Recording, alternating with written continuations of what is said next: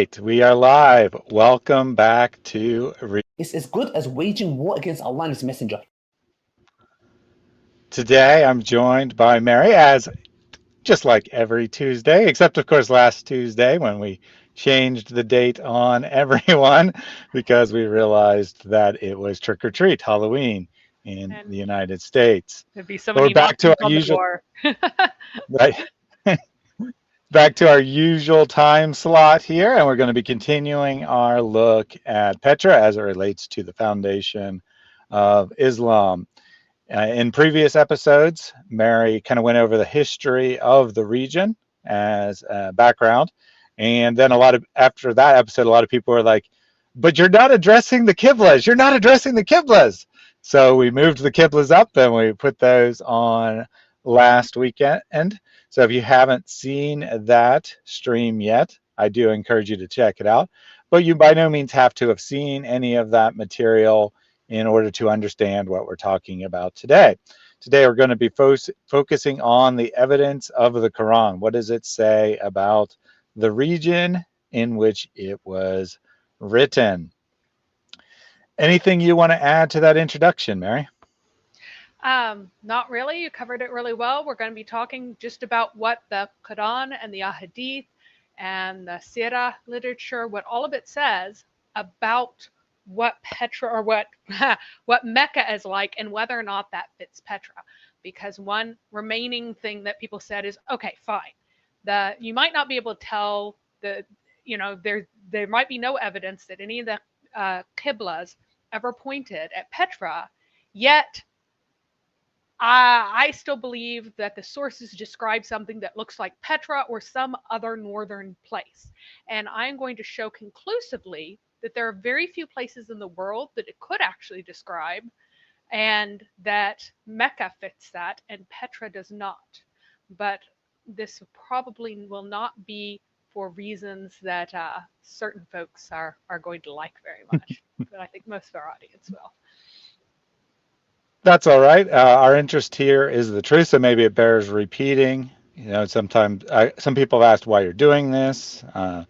Some people have said, I'm not interested in this topic. It doesn't matter to me. Islam is false either way, which is certainly true. So then why talk about it? Why dispute people who are saying that Islam is false because it doesn't come from the Hijaz region? That Muhammad or whoever wrote the Quran didn't come from Mecca.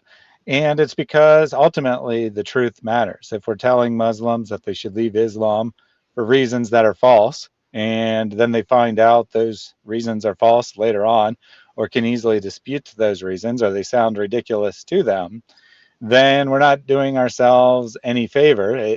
Once they find that out, they just are reinforced in their false beliefs that Islam is the truth. Now, that said, if in fact Islam had begun in a different region than is proposed by the standard narrative, I would say that absolutely we should be saying that, because as Christians we believe that we have the truth and we believe that truth is important. A couple comments from the audience before we dive in here. Jeff Chapman says, I have to say I very much enjoy the addition of Too Many Marys to the panel. She's highly intelligent, beautiful, and more often than not, she's spot on in her analysis. She's a keeper, Thaddeus, and I have to agree with that 100%. It's my honor to get to do these shows with Mary. The next, Zakir Naik says, proof. Don't know what that is proof of, but it's proof of something, and that's all that matters. And Remixiel says, we have a chain of narration. Yes, we have a chain of narration. We don't know what the chain tells us, but we have one, and that's all that matters, I think. And a super chat from Jack. I can't answer this question in a 20-minute interview, nor is it wise to do so, which is why I never brought this topic up myself. You will not find one lecture of mine about this issue. It should never be brought up in public. And I don't like these idiots, and they are idiots, wallahi. This is not something you discuss amongst the masses, ya akhi. It's not wise. I encourage anybody who is really interested to go deep to take the class. I do this class. It'll be 1 year later. So he says Mary's got mad elite skills, And I definitely agree that that is something that's very dangerous to Muslims to talk about in public. So Yasser Qadi's spot on that one. And finally, from Cecil Spurlock Jr., he says, Thaddeus, thinking about growing a beard, brother. As you can see, I'm about to convert to Islam because having a beard is like 50% of being a Muslim. Only temporarily. My wife asked me to participate in No Shave November. I don't know if that's something done in other countries or not, but in the United States, it's not like, every male does it, but there's a bit of a movement to raise awareness for prostate cancer by not shaving your beard during November. So my wife asked me to participate, and I do what she says. So I will have a bit of a beard at least for the rest of November. And either that or you're going to become a Calvinist, because I think beards also come with the Calvinism starter pack. Good to know. Good to know. All right. All right. Without further ado, I'll bring up your presentation. Yep. So this was supposed to be the second one, but since I had a special request from a bunch of people to address the qibla before I go to anything else, now we are at the debunking continues rather than it being quite in the order it should have been. But that's fine. So the point here is that I want to make and to emphasize always is that the Quranic Mecca matches the Mecca that we know now. It doesn't match Petra. It doesn't have beautiful lakes or oases or anything like in this image. Rather, it matches the true Mecca.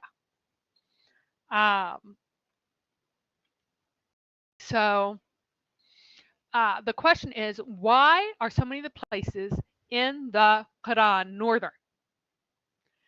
And so whenever Dan Gibson, because the Petra theory does specifically belong to Dan Gibson, so I'm addressing really the things that he is bringing up, because when you talk about Petra, you really can't escape the fact that this is kind of Dan Gibson's baby, right?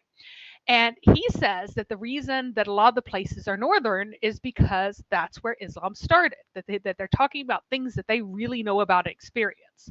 But I disagree. The pagan Muhammad was trying to make his pagan temple relevant to Christianity and Judaism, because his claim was that he was from the same God, that he was sent by the God of the Jews and the God of the Christians. That's his God. And so to make that relevant, you have to make references to places that are in that Christian scripture.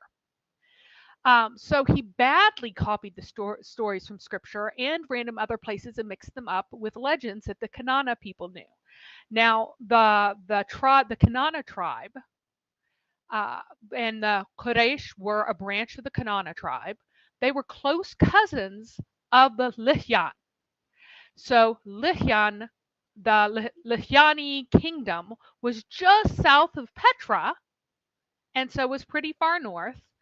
And then below that is everything else. And that's where the Kanana people came from. They came from this northerny region.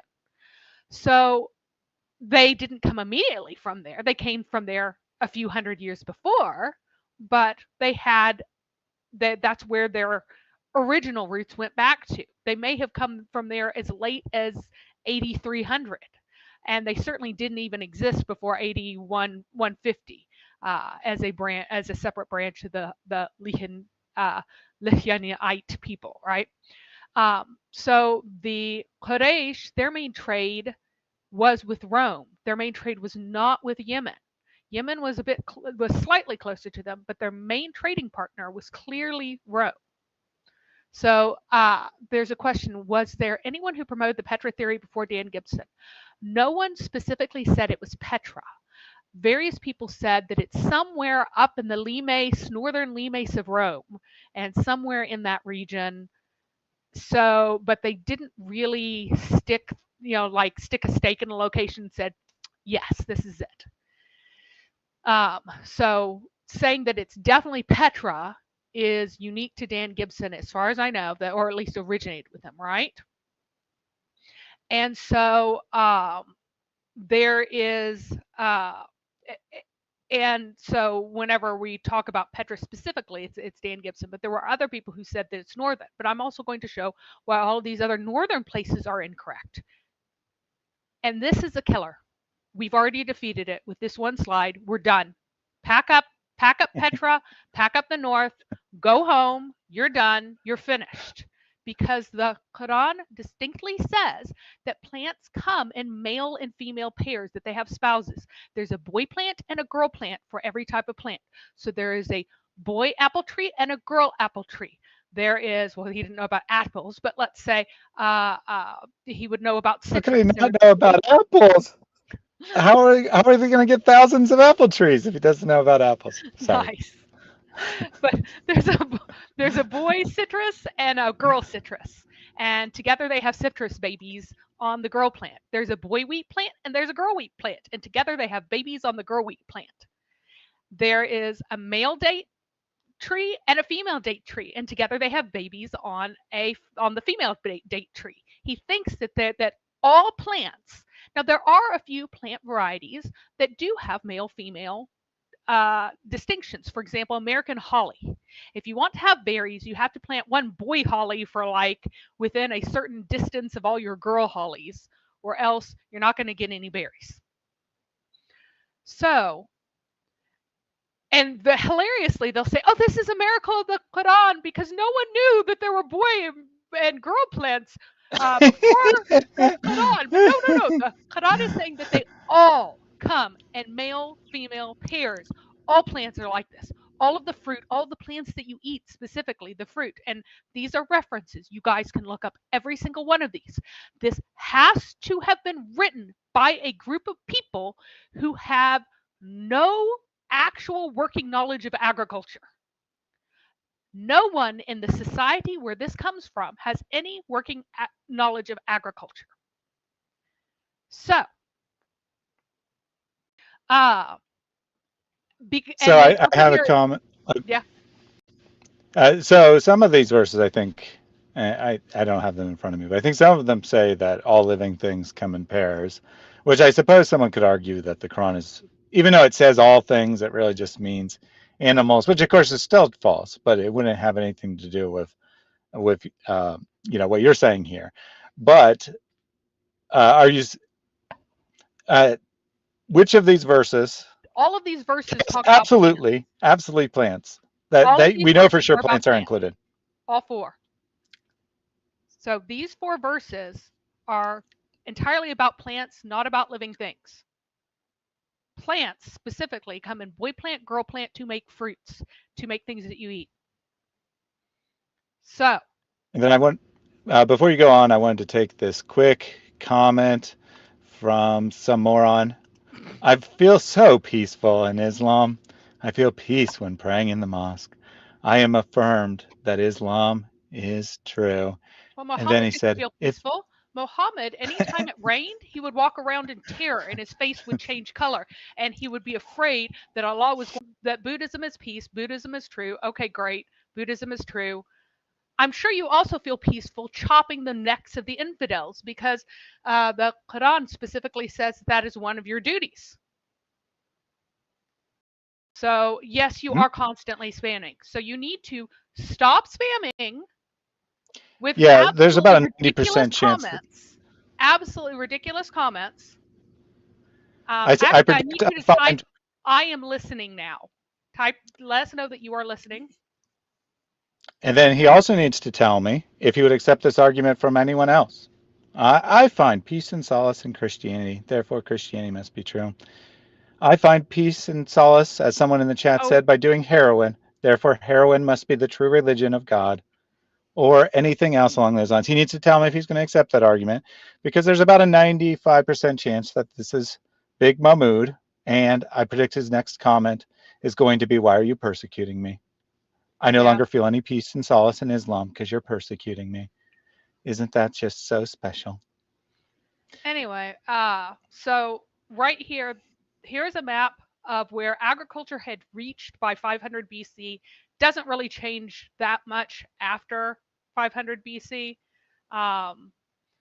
because the places where there wasn't agriculture, it just didn't really sustain. All right, he is listening. All right, then you need to respond to what is being talked about here, or you need to agree that Buddhism is true because people find peace in it. Okay? Mm-hmm. Those are your choices. You can either say that Buddhism is true because people find peace in it, or you need to be on topic. All right.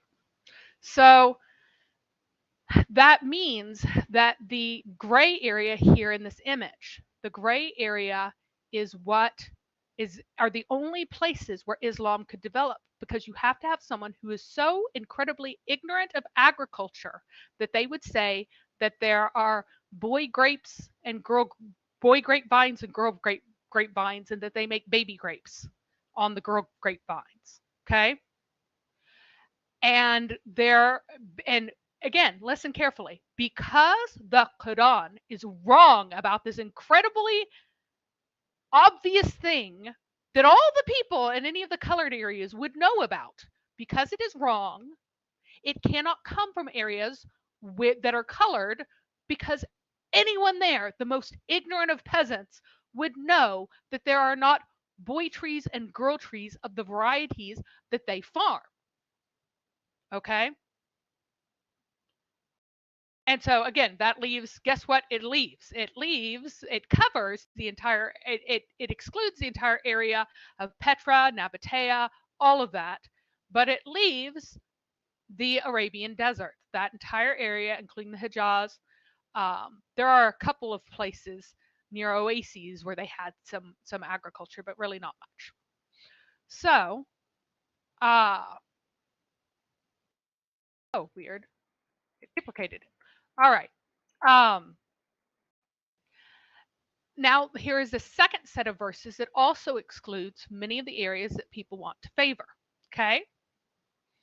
So, All right, one all quick right. comment. One quick comment from I Find Peace, because he's such a moron that this is what he said. Muslim countries have the lowest suicide rates. Japan is mostly Buddhist, but has the highest suicide rate. Japan is not Buddhist at all. That is not the religious It's system of Shinto. Japan, and about 95% of Japan is atheist. So your comment is incredibly stupid. You have no clue about anything. Next off-topic comment, you're permanently blocked from this channel, because I know it's you, Big Mahmood. I'm not fooled. Go ahead. Okay, so another major feature of the Quran is that the author of the Quran believes that rivers are underground features. They are fundamentally underground features that sometimes bubble to the surface. And I just put a very few of the times where rivers flowing underground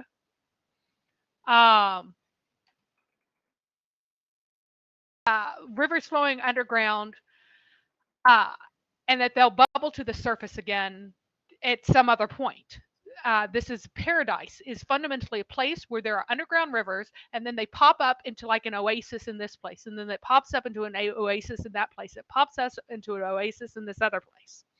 And so I showed I found a picture that showed all the permanent perennial rivers that exist in the area that is under consideration here, right? And so we have the Tigris and Euphrates, which are very famous, but there are also a number of lesser rivers, such as the Jordan River, of course. And you cannot have any society that even understands that these exist. They don't even have to be near them. They have to understand that they exist. You find out in the Quran, let's see if I talk about it. Yeah, I don't talk about it here, but in the Quran, whenever you hear about Moses, he is actually on the seaside. He is not at a river, because Muhammad, the author of the Quran, knows so little about the possibility that you can have a river that just always flows that you could sail on, that he just decides it's a sea. Right? Absolutely, absolutely ridiculous. and people who are trading and people who are doing things, etc., etc. Well, if you look at the map with Bosra on it, you realize that Bosra is enough out from the Jordan River that if you only occasionally visit there for a little while, and then you come back to your other area, you wouldn't ever encounter the Jordan River. And maybe why would you talk about rivers while you happen to be there? What you know is an area that has that nothing like a perennial river, and so you think that they're temporary. So Karen was doing some penance today. She says, "Hello, everyone. Thanks, Thaddeus and Mary, for doing this. I spent a few hours reading the Quran today, which is equivalent to doing penance. I'm adding that part, but welcome, Karen." So yes, welcome. So yeah, notice that these two sets of verses here, um, you can find them in the Quran, and that the Quran does describe this place that doesn't have perennial rivers. There's no concept of a river that flows on top of the land. Like, the Quran doesn't know that these things exist.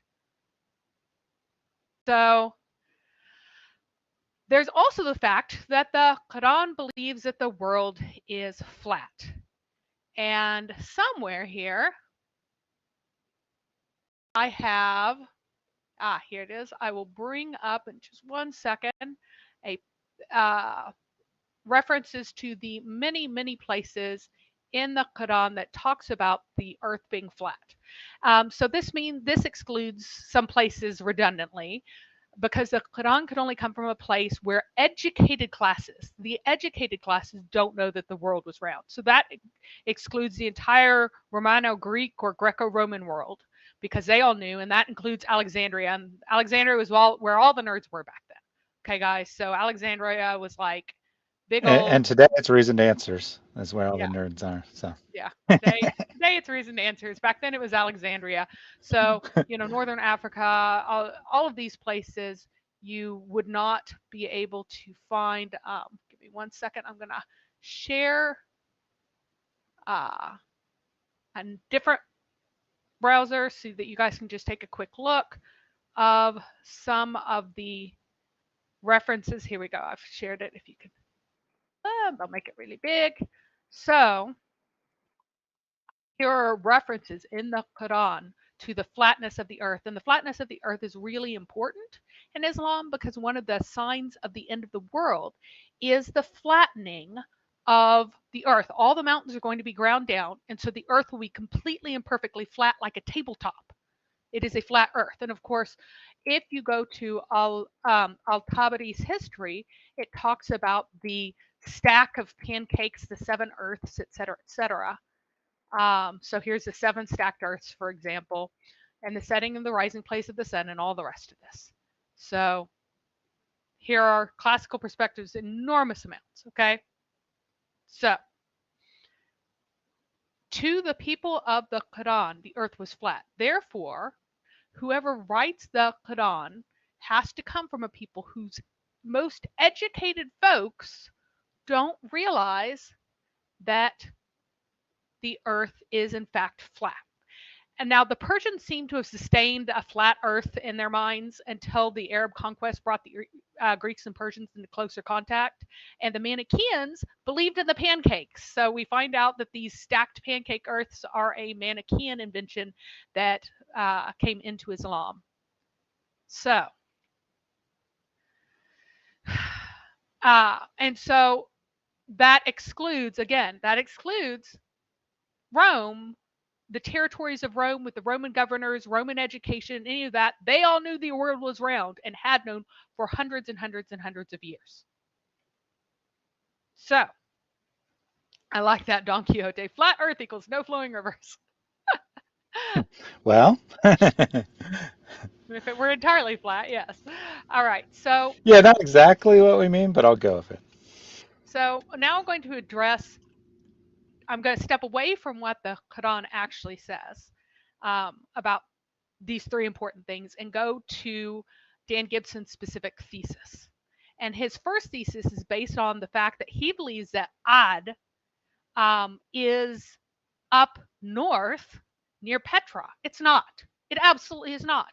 He dismisses the discovery of Shisr because that would prove the Quranic narrative of its destruction wrong. So he says that because the Quran says it was destroyed by winds, and it was really destroyed by a pit opening up, like an underground cave collapsing, and then it was kind of eaten by the sand. Because the Quran is wrong, that can't be the location of Ad. I'm sorry, the Quran is just wrong. The Quran doesn't know what happened. There's no place that was destroyed by winds. And Shishir was, in fact, mostly eaten up by the sand dunes, which is why they thought it was destroyed by winds, because the sand dunes came and kind of the sand seas expanded and went across it, right? And also, he rejects it because it's not super impressive. And to do this, he is accepting these incredibly late legends of the late classical era.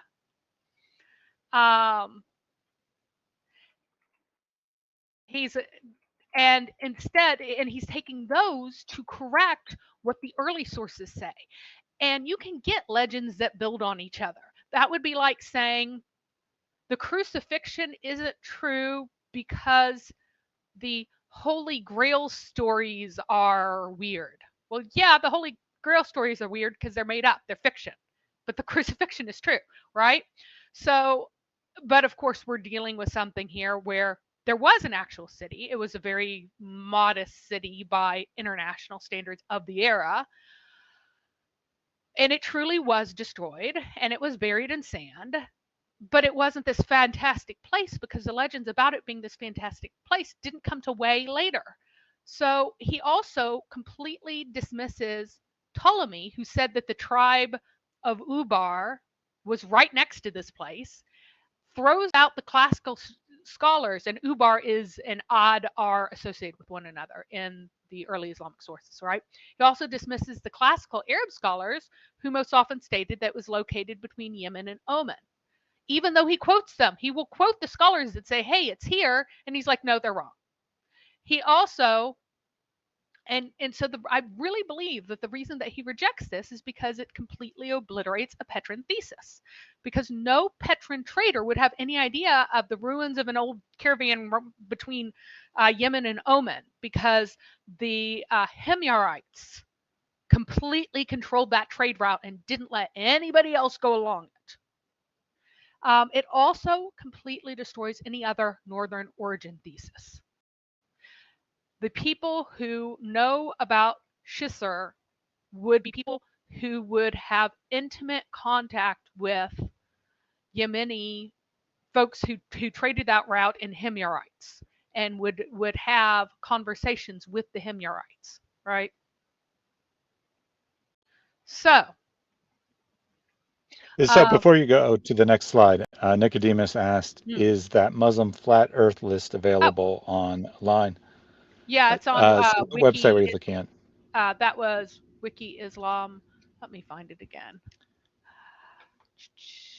Here, I will put it in the chat now, so all of you who are incensed Muslim can go and see and can look at it himself. There we go. I didn't care to type all that up. So, and then I just want to clarify something for Peter 2 Apologetics. He says everybody thought the earth was flat 1400 years ago. That's why the Quran is man-made. And I'd be very careful with a sweeping statement like that, because educated people basically throughout human history have understood that the earth that's is also not flat. So the first time they figured out that the earth was not flat was around 500 BC, when the king of or the pharaoh hired some Phoenician dudes to sail from the Red Sea all the way around Africa. When they went past the midpoint, when they went past the equator, they realized, with the angle of the sun changing and the North Star disappearing, they were like, oh my goodness, we're on a ball. Like, they figured it out from that, because that's the only way for it to be possible. And they were there it took them 3 years to get around. When they came back, they're like, hey guys, look at what we saw. We saw this. We swear we saw this. And Herodotus writes this as, I don't know whether or not to believe these guys. Herodotus, who believes everything. But this was so weird that he was like, I'm not sure whether or not we believe these guys. It really was not terribly common to believe that the earth was round. But by about 300 BC, the Greeks who had heard these things figured out different ways to test it and had come to the conclusion that absolutely the earth is round. So from 300 BC onward, anyone who had a Greek education and was a literate in the Greco-Roman world as soon as they got in contact with the Romans knew that the earth was round. So that means that the Quran was written outside of that area. Absolutely no one who was educated in the Greco-Roman world thought that the earth was flat. So the Quran is not only man-made because it says that the earth is literally absolutely flat in every way, and that this plays into the cosmology and the eschatology of the Quran, but additionally, it also means that the person who wrote it wasn't as educated as the educated Greeks and Romans in the educated Greek and Roman world. They were below the highest standard of education that existed in the world at that time. Which is the proof that it comes from God, because we all know Muhammad was, in fact, an idiot. So he couldn't have written a text that is written as if it came from an idiot. Yes. So, no, Muhammad. So I have Brogro has a question here. He says, what? So Muhammad should know that the earth is not flat, but Allah says it was? No, it shows that Muhammad, or if you are trying to deny historical Muhammad, whatever group came up with the Quran was more ignorant than the most educated Greeks and Romans. There were tons of people who were completely ignorant who would think that the earth was flat, especially like out in the boonies, the illiterates, the people outside the Greco-Roman world. But if this were created even by a kingdom that had access to the greatest minds of Greece and Persia, they would have figured out, hey, the earth is round. We should have a round earth in here. But they don't. So if this were fabricated, it would be it couldn't be fabricated in the context of having conquered parts of the Greco-Roman world and having access to Roman knowledge. Okay. So Gibson ignores the linguistic consensus that Ad is a false place name. So it really comes from a phrase that refers to things of the ancients, and it's not a real place name. It just comes from a phrase and got turned into a place name. And instead, he proposes that Ain D, I'll just say the English word or English letter, got somehow changed to Uz, which would be a W and a Z. So there's no reason to assume that both the letters would just switch. The only thing that these two words have in common is that they are both two-letter words. And so then he moves it in Edom, because in the Bible, Aram has a son named Uz. Uz gives his name to a part of Edom. But this is so completely arbitrary. It's just two different two-letter words that have a vowel first. That's all you get. He then compounds the problem by declaring Uz identical with Edom. So no, Uz is a place inside Edom where the tribe of Uz once lived, and Edom is Edom, while Uz is Uz. So you can't play musical names even based on synecdoche. It just makes no sense. The supposed topographic similarities are also unimpressive. So the things like having mountains and this and that and the other things, they would all apply to Aram, to Edom, to the hill country of Judea and Samaria, to the northern Hijaz, the Hara, that should have two R's, sorry, Decapolis, the mountains of Turkey, Iran, the Caucasus, and yes, various areas in Oman where cattle were raised. So the two things he was like, oh, there are cattle there. So it can't be in the Hijaz. Nobody says it was in the Hijaz. Instead, it was in Oman where they had actual cattle. Um, the actual Iram, of course, wasn't destroyed by wind. Muhammad was just relaying a local legend about a ruin, and he's casting it as a punishment of Allah. There isn't any truth in it. That's not an argument for it being somewhere else. Nowhere else was destroyed by wind either. So it's a shame that Gibson is so devoted to his Petran theory in an attempt to historicize the clearly ahistorical Quran. So he's trying to make the details of the Quran that were supposed to have happened a really long time ago and trying to make them fit into some kind of real world, but they don't. They're all pretend. So, and while details as small as like the span of Hurrian domination in the Levant and the mixed ancestry of Saba, which was totally unknown to scholars even in the 20th century, those have been vindicated in the Bible. The Quran isn't the Bible. It's nonsense. You're not going to vindicate these details. Playing musical names to try to salvage some semblance of coherence, it's going to be a losing battle. So, and indeed, that dog does have the right attitude toward Islam. So, there's Midian, and he points out, he makes a big deal about Midian being mentioned there. But Muhammad doesn't even know where the Pharaoh's land is at first, and he believes it to be a kingdom with many cities along an ocean. That's because the Quran doesn't know that perennial rivers exist, like I said earlier. Midian is in the Quran because Muhammad borrowed that detail from the Jews of Medina. So Abdullah ibn Salam was renamed by Muhammad, but he was the one Jew of Medina who converted before he started killing everyone and sucked up to him and told him various things in a mixed up way.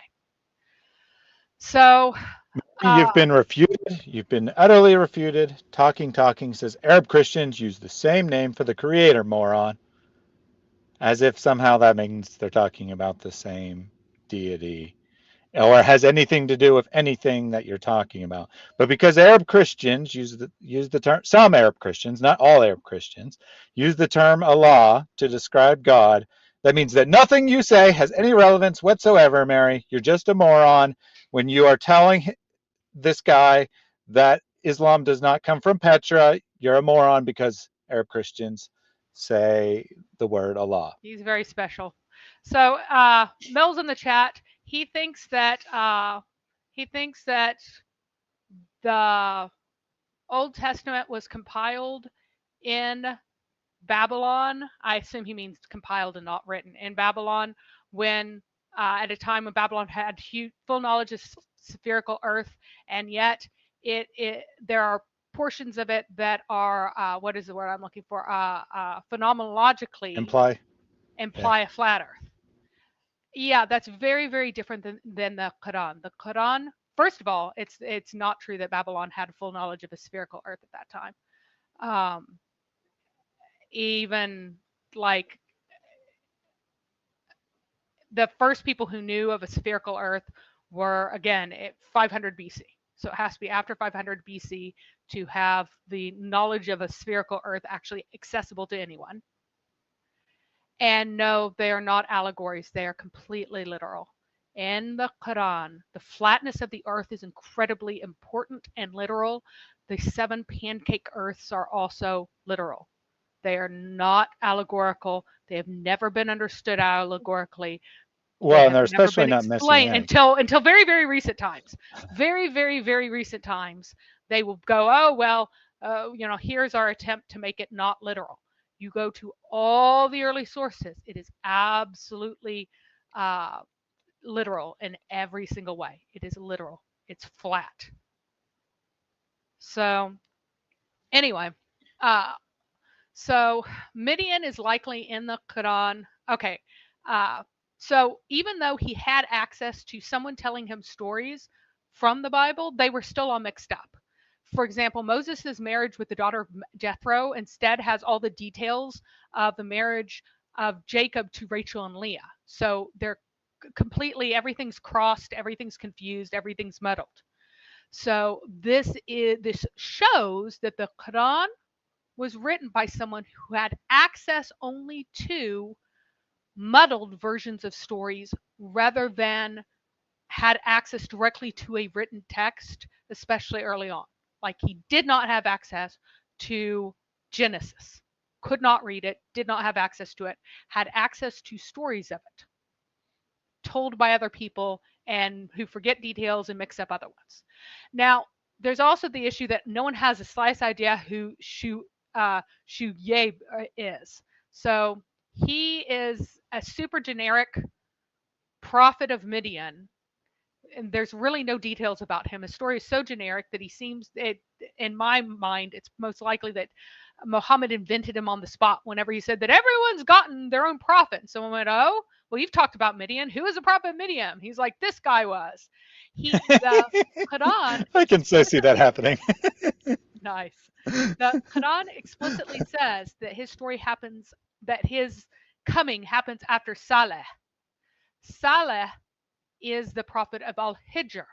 Al-Hijr wasn't abandoned until the 300s. If you're talking about the garrison area, that seems to be what the Quran is talking about.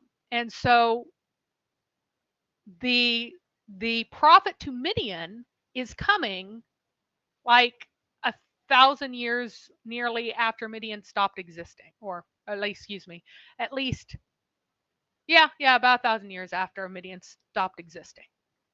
So what does that say? Is this somehow evidence for it being located in an area where people really knew about Midian and knew about all of this stuff and knew about these people and knew about their background? Or is it evidence for him making stuff up and pulling it out of his rear end?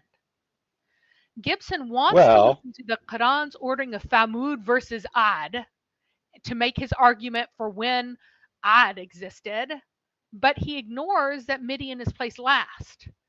And so I really want him to stop trying to save the Quran from itself. Just it's destroying itself.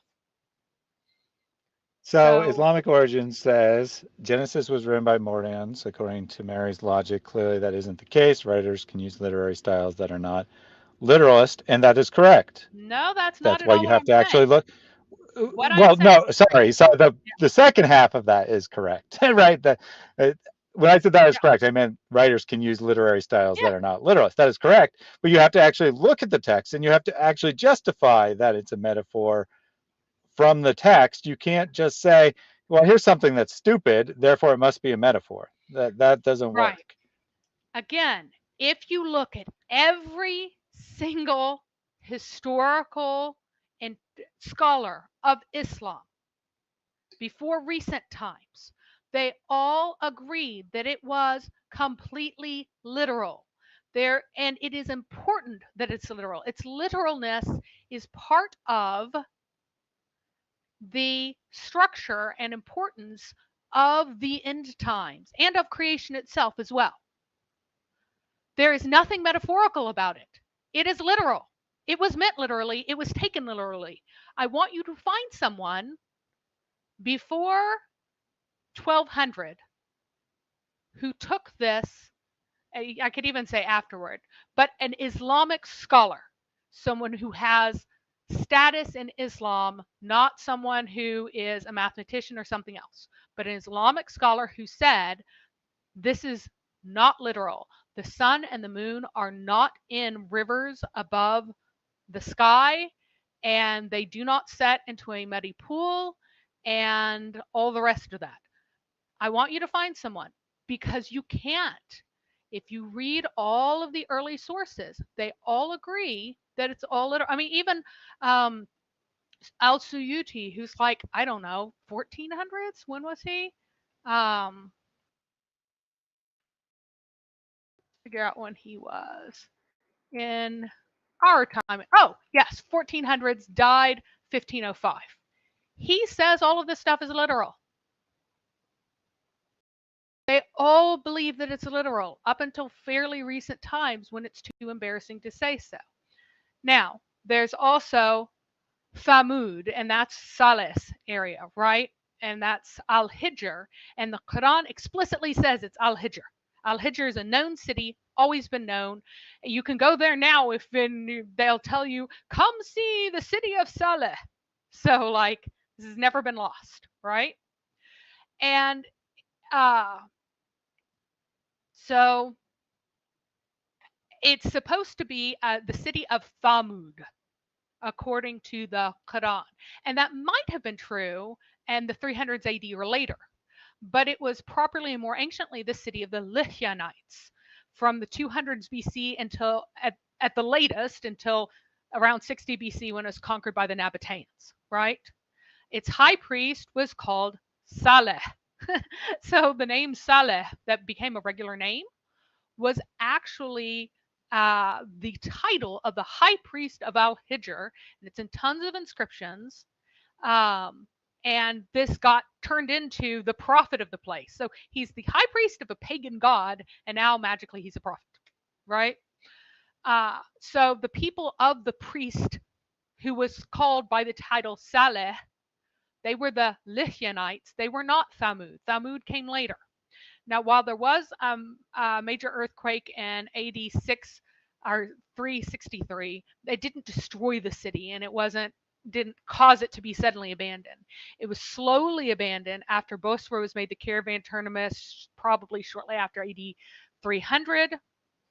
And so that is the time frame in which it kind of became less and less important. So it was the garrison was abandoned maybe even a bit before this time, and then it was destroyed and then not rebuilt. So you would look at it and go, oh, it's destroyed then. It's also important that so again, the Quran places the neighboring tribe Thamud as if it were native to a city that had only recently migrated near. This reflects a general historical ignorance of the Quran and of the Islamic sources generally. The identity of Al-Hijr is secure. It was called Hegra in the Bible and Egra by the Greeks, and has been universally identified as a location by all Islamic scholars. So, and also something else that causes confusion is that people think that because they talk about Thamudic scripts in ancient epigraphy, so you go to Iraq and it was called Thamudic A or Thamudic B or Thamudic C, that it has something to do with the tribe Thamud. And they just arbitrarily adopted the word Thamud because, according to all Islamic tradition, the most ancient people in Arabia were Thamud. They're supposed to be like super, super, super ancient, like shortly after Noah ancient, not super recent, which is what they actually were. And so because they were supposed to be super ancient, whenever they saw epigraphy, they needed a name for it. So they called it Thamudic. But these Thamudic scripts don't have anything to do with this tribe. Some of them still have this name. Most of them have been renamed according to their actual area of origin, as people have learned more and more, but the term still remains. So please, no one should be confused by people talking about Thamudic scripts and thinking that has anything to do with the tribe of Thamud. Okay. So, Thamud. So here's a question: is Thamud Nabatea? So inexplicably, Dan Gibson also wants to make Thamud into Nabateans. These are completely different people. They're completely different tribes. Nabateans had an identity from the 600s BC. They had a country, like a nation, from the 300s BC, and they had cities from at least around that time. Thamud doesn't show up anywhere in any record until AD 150, and at that time they show up as Bedouins, who may have later eventually settled in some long-established cities. The first time they show up, they're total wanderers, right? They're a homeless desert tribe for Ptolemy. And the Quran, they seem to be associated with the actual, like, whatever's left of Al-Hijr. Apparently they're there. But for Ptolemy, they're just this homeless desert tribe like many others. Gibson makes a big deal that the tombs of Al-Hijr look like the tombs of Petra. Well, that's because Petra conquered Al-Hijr, and that's Lihyan here. Lihyan, its second major city was Al-Hijr. Nabatea conquered it in the 1st century BC, and all the tombs date after this point. Nabatea didn't come from Al-Hijr, rather Nabatean construction traditions got adopted by Lihyan after it was conquered by it. So they kind of got the wrong end of the stick. And Mel, absolutely, there are enormous ties to the Babylonian Talmud in the Quran, and I will be dealing with those later. And they are significant both in their knowledge and also in their ignorance of it. So, but that's like way, way in the future whenever I have Muhammad finally talking to some Jews, but that'll take a while. Right, So, and obviously that doesn't have anything to do with a Petra yep, origin. Now it may uh, tie into a general northern theory, and I know yeah, obviously Islamic origins, Mel, doesn't support a specifically Petra theory. So we'll definitely look at that evidence when the time comes. But we're looking at the yep, arguments for Petra at the moment, Petra which this would specifically. not be one of. But do jump back and look at my two other arguments at the very, very beginning, if you can later, Mel. Thank you for coming. I have been a complete bum for like the past 2 weeks doing cleaning and projects around the house and stuff. So I and don't think working that on makes you a stuff. bum. So I Just haven't saying. been keeping up with you, but I will go back and watch what you've put out. You asked me to watch a specific video, and I just haven't gotten around to it because I've been being a bum. I wrote this a while ago, so I didn't even have to prepare for today. So, um, so ancient Nabateans, they natively spoke Aramaic by the time they show up with a writing system.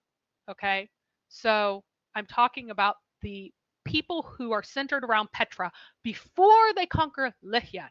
Okay, so while Al-Hijr inscriptions are originally an Oasis dialect of ancient North Arabian, which is closely related to Arabic. So like these Oasis dialects and Arabics are like really close and almost indistinguishable. They're very, very similar, while Aramaic is farther apart, right? Safavidic inscriptions are actually in a dialect of Old Arabic, while the roaming tribes of Lycian spoke a slightly different dialect of Old Arabic. So these are three different languages. There's Old Arabic, which has Lycianite, uh, Bedouin tribes, and then your Safavidic folks who are in Hara, the Hara of Jordanian territory, right? And then you have the ancient North Arabian Oasis dialect, which is very close to Old Arabic but slightly different. And then quite a bit different from this, you have Nabatean Arabic. So whenever you hear people talking about at the very bottom, I say, whenever you hear someone says Nabatean Arabic, they mean the dialect spoken in what was formerly Lycian. They don't mean something that arose in or around the Petran state. So maybe some Arabic speakers went there later, but they don't mean this was the language of the people of Petra natively. Now, originally, if you go back like even 30 years, there were a lot more people who thought that Aramaic was just the formal written language, the governmental language of Nabatea, of Petra Nabatea. But that's not what scholars think anymore because they just have absolutely no evidence for it at that time. So Nabatea did conquer the ancient homeland of the Arabs. That's where the Safavidic inscriptions are, as well as Lycian with its countryside Arabic speakers before it was conquered by Rome and returned. So now if you call that area Nabatea, you do have Arabic speakers there. But the ethnic Nabateans, as I'm going to call them, these Aramaic speaking Northern Arabian people in Petra and the Nabatean homeland, that center part, they seem to have already completely switched to Greek as their mother tongue during the century before they were conquered.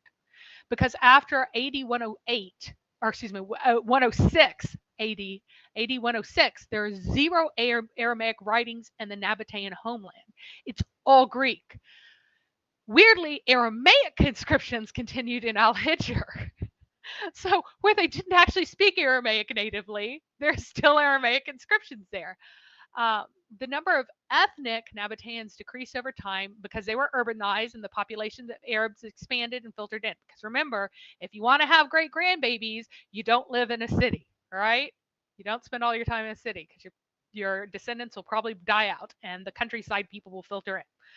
So they filtered in not only to Nabatea proper, but into these ancient North Arabian Oasis speaking cities. And this ancient North Arabian Oasis dialect died out pretty quickly. And so by the 6th century, the language of southern Nabatea ended up being Greek and Arabic, as the remaining ethnic Nabateans became assimilated to Greco-Roman culture, and the Nabatean Arabs, as you might call them, they increased in numbers. So that Nabatean Aramaic writing system became adopted by Arabs in the south, where Aramaic persisted as a legal system for longer, and then there it got like adopted and changed to write the Arabic language.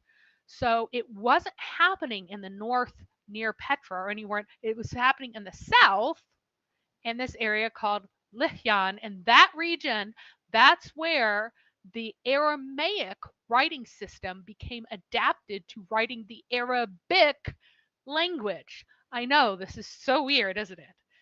So, and then from Lihyan, it spread out and it spread north to Duma and it spread south all the way into Najran. Before the 7th century, it was in Najran and it was to the north in Duma.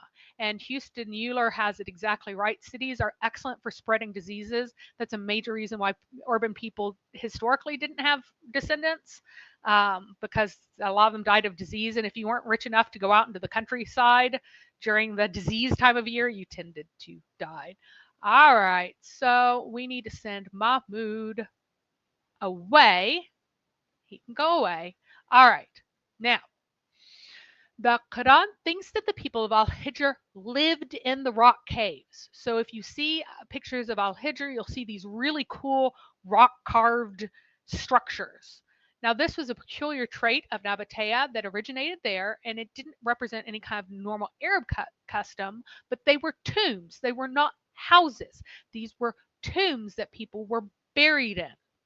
Okay? So you have to have a people who know so little about this area that they think that these tombs are places where people live. That would be like thinking that the pyramids are built as housing, right? So you really have to be confused about this. And hello, Marcos. So Arabs. You need to start taking some breaths, Mary. You're just like a mile a minute here. I know. and then like, and then you just like talk about Big Mahmood and give him attention for no reason when I could have easily blocked him without you saying anything to him and giving attention. Anyway, yeah, it's great though actually because you're very excited about this topic, and it's been very great so far. But I wanted to remind the audience to hit the like button like Muslim men hit their wives according to Surah 4:34, the wife beating verse. So make sure to beat that like button, not as a Christian man would with his wife, because of course then you wouldn't touch the like button, but as a Muslim man would. So I'm about to finish up on this whole section of Thamud, and then I'll get your reaction to it. So the Arabs, they buried their dead on hills overlooking caravan routes, and historically it was in association with these cairn structures that marked the place of the burial. They didn't carry their dead to a city for a sky burial. I have no idea why Gibson invents a twice yearly pilgrimage to tombs. It didn't exist. There's no ritual about twice yearly or sky burials or anything else. He invents them apparently to fit the Hajj and Umrah, and he doesn't seem to know that the Umrah wasn't any particular time of the year except being non-Hajj. He also doesn't seem to know that the Umrah was invented with the institution of the Hums as a society, which is after 558. So my question is, why would he invent the sky burial out of the pagan triclinium feast sites? So the places that, like, he didn't really clearly say what he thought people were buried, but he put some pictures in. I'm like, that's one of the triclinium feast sites. It was a pagan tradition that had been invented in Nabatea and spread a little bit to other places. And Nabatea collapsed. People just stopped doing it, right? But he invents this whole sky burial tradition that just does not exist. I think, now I did find out that Gibson worked in ancient Petra itself, and that he was working on translating things and producing materials in English from the works of the archaeologists. So I think that he was just incredibly impressed by Nabatea and thought it had to be an incredibly significant site when it really wasn't that significant.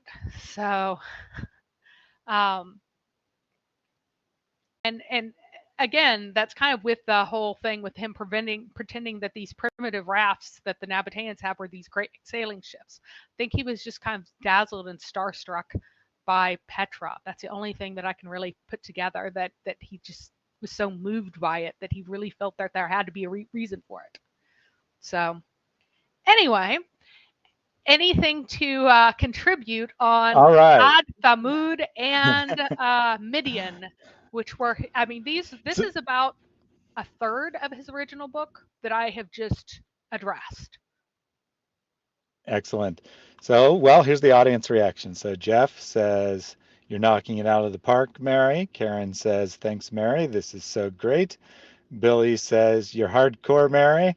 Good hearing the detailed research." But Marcos says, "Mary should try competitive deep sea diving with the length of time she's able to read with no breath." I did have one comment that is kind of pushed back here from Shane. I think some Christian apologists or polemicists have a resistance to alternate origins to Mecca and the idea that Muhammad was not a real person, but a kind of amalgamation. And I just pointed out to him in the chat that the opposite is far more likely, that someone is, just by basic human psychology, someone who's against Islam is far more likely to adopt a theory that is not viable because they find it embarrassing to Islam without realizing it's not viable. Now, that doesn't mean that it's impossible that some Christian apologists could have a mental block against the idea that the story of Islam is completely fabrication. But I think what we all need to do is to strive to go where the evidence is. If you think that Mary is misrepresenting the evidence, if you think that she's wrong about things, if you think she's overlooking things, then bring that. But just making an accusation that, or at least an implicit accusation, that you're not open to the idea that Islam could have started somewhere else is not helpful and not productive. Yeah. So this particular, here is a hadith that Gibson believes proves that Muhammad lived near Al-Hijr, but really he passed it on his way to Tabuk. So, and of course, this might also be a fabrication because if it isn't, it's super sadistic. Similarly, the pillar salt is described as being passed on the caravan trips to Bosra, specifically in the text, in fact. So, Ibn Umar reported when he and his companions reached Al-Hijr, and by the way, Ibn Umar isn't even on this trip because he isn't old enough, I believe.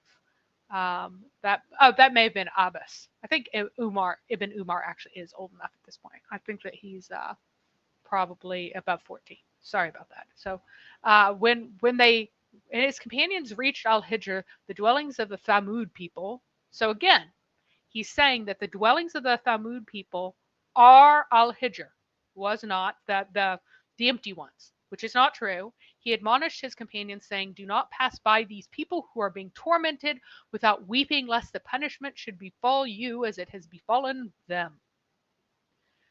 So he's saying that just because they pass by, that it must be really close to wherever the true Mecca is. But that isn't true because, again, he campaigned up to Tabuk.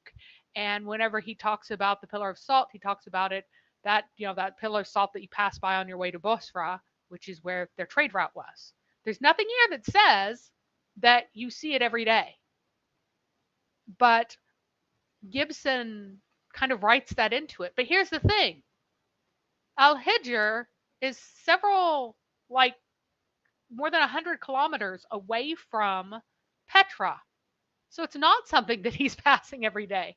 The other location of the Pillar of the Salt would also be hundreds of miles or hundreds of kilometers away again. It could not be a place, you could not be passing by each of these daily. And he's kind of saying, oh, they're passing by them all the time.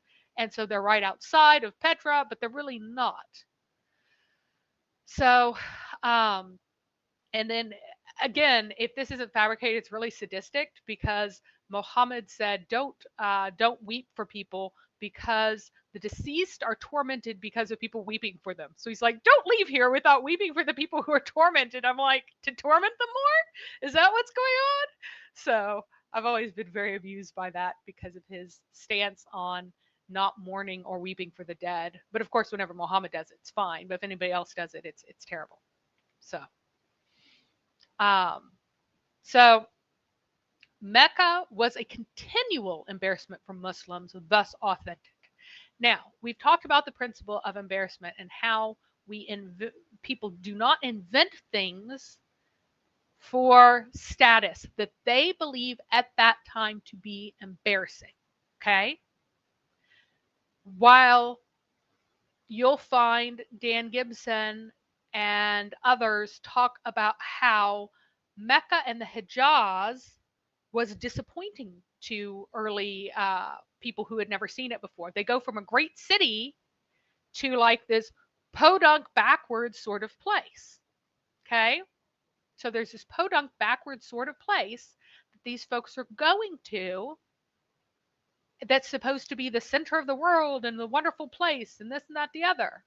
So it was talked up to people who had never been there before, even though it was objectively inferior to almost any civilized village. And even Umar undertook major building improvement projects because of it in the sources. The Umayyads were less pious and thus even more embarrassed of Mecca and made staggering changes, starting with Muawiyah. He really wanted to change a whole bunch of things because he wanted something that didn't look embarrassing. What they had was embarrassing. He wanted to change it, right? Yet, in spite of that, it was still kind of this squalid, mean, ugly little town for centuries to come. So this fact defeats the Meccan movement theory. Ancient empire building demands prestigious monumental construction for legitimacy. Athens made the Parthenon. Rome made the Colosseum. And all the temples there too, and everything on the Palatine Hill. Constantinople, it had fabulous palace. It had the Hagia Sophia. Himyar had a cathedral. The Ptolemies built all kinds of things. The Persians built all kinds of impressive things. So any leader who had a choice would choose an actual trade hub to be the center of his nation's devotion. At the center of his control, where impressive structures could be built around it and really awe people. If he had the ability to move devotion, that's where he would have moved it to some place that was objectively impressive. So there are zero hints in any source that the pilgrimage destination was changed. If it was new and people were tricked that it was old, it would have been to a more suitable site, even if they had been capable of that. So, any reaction to this one before we move on to the next? Nope. Yeah, I only comment on you not taking a breath because you're like even reading the comments as you were going and like without any distinction between your presentation and the comments. That's the only reason I commented. I'm so determined to get through this thing. So the reason why Mecca is because it's always been Mecca. It was originally Mecca. Mecca was a pagan backwater with only a few hundred people.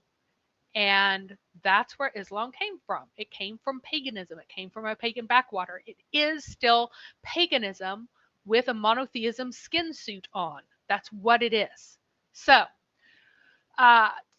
what should you think about Mecca of 610? So what existed in the time when the Quran began to be written? What should you think about from the Quran and from the early sources?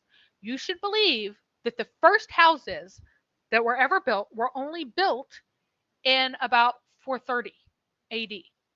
There were no permanent structures before then other than a lopsided, blocky Kaaba. It was lopsided, guys.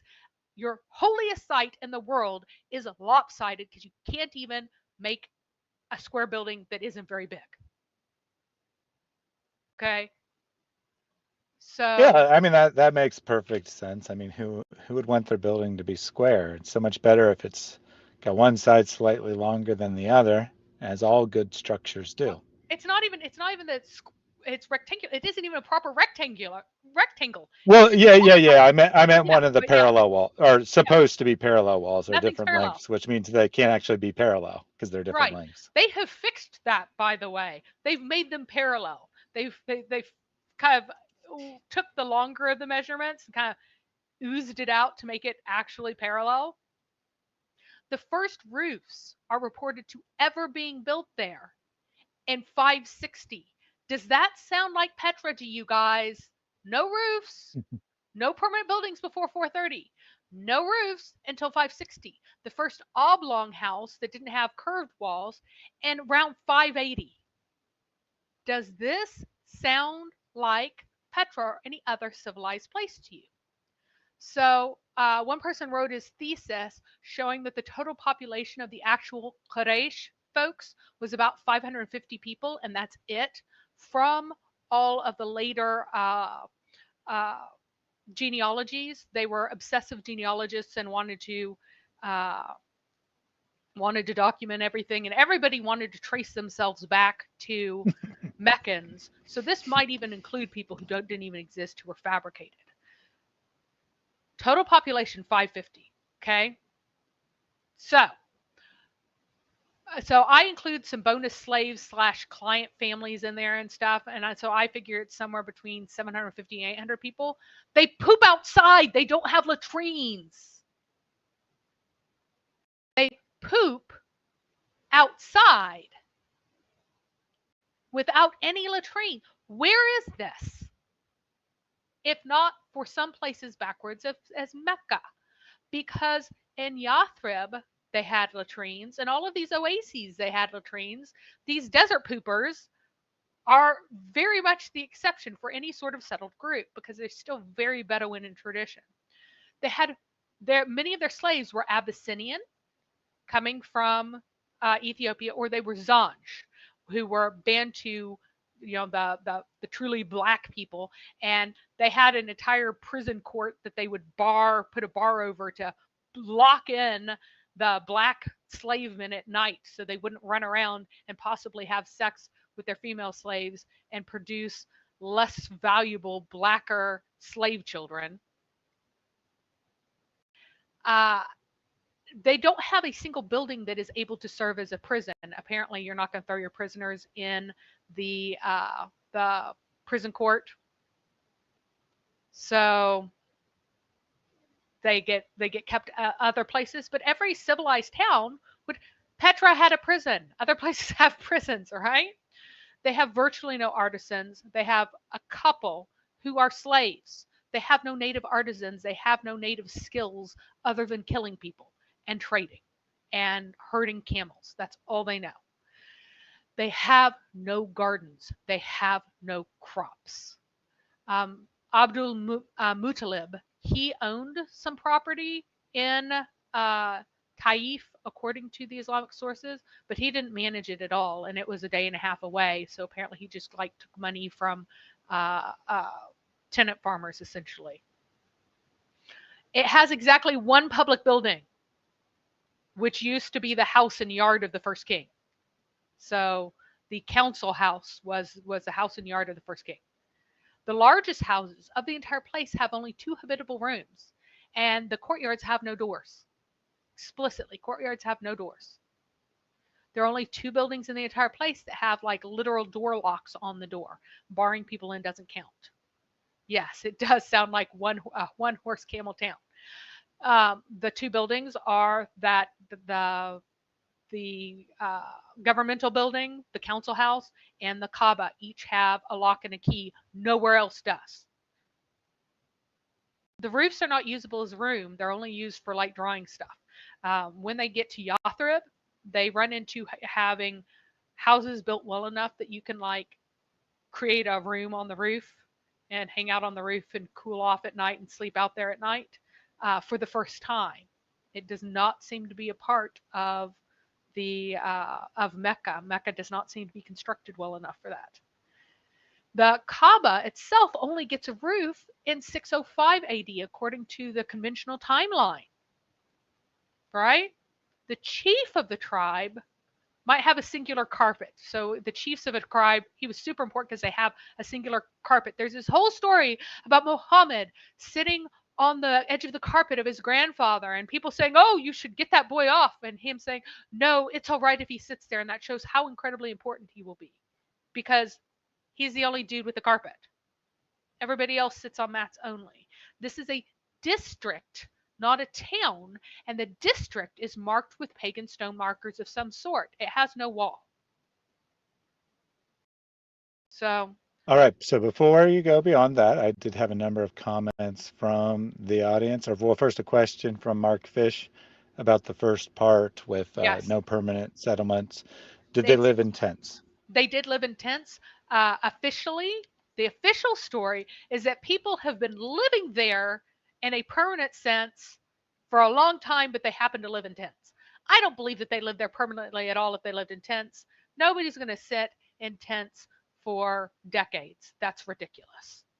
They're going to build themselves a Which house. then, So I think that which people then kind of, I was going to say that makes the question, what was the Kaaba building or whatever its original purpose was doing there in the first place if people well, it weren't was living there? yeah, well, it was a Minian Hajj route.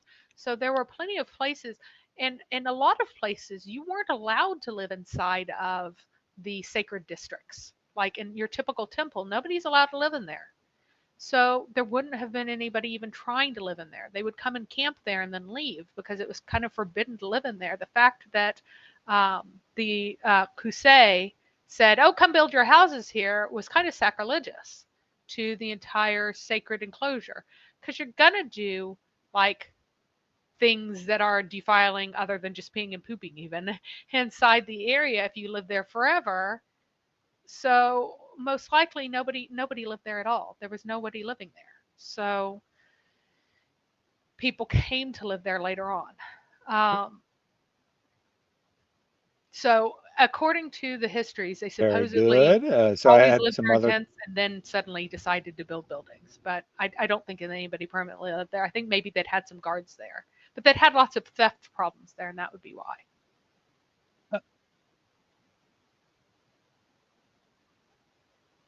Next one. So Una says, wasn't one of Muhammad's slaves drinking his excrements?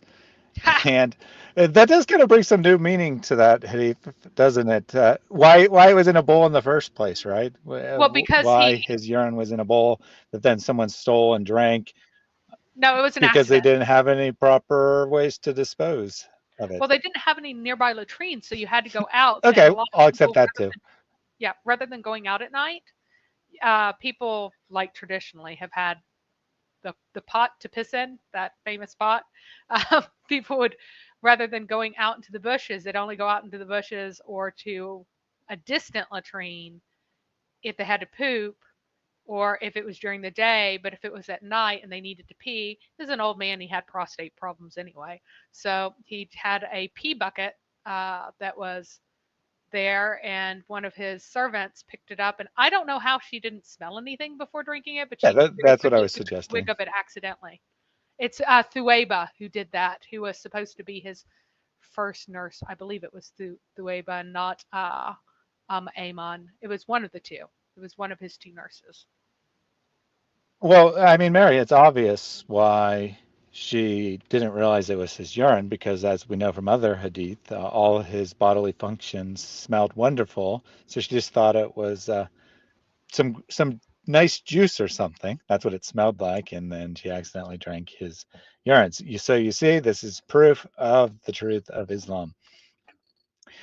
Muhammad.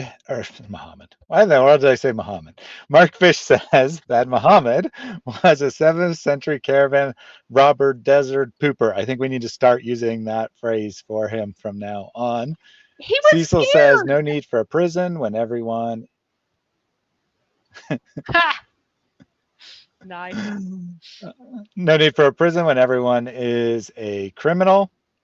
And Billy says cropless, gardenless. That explains their need to raid.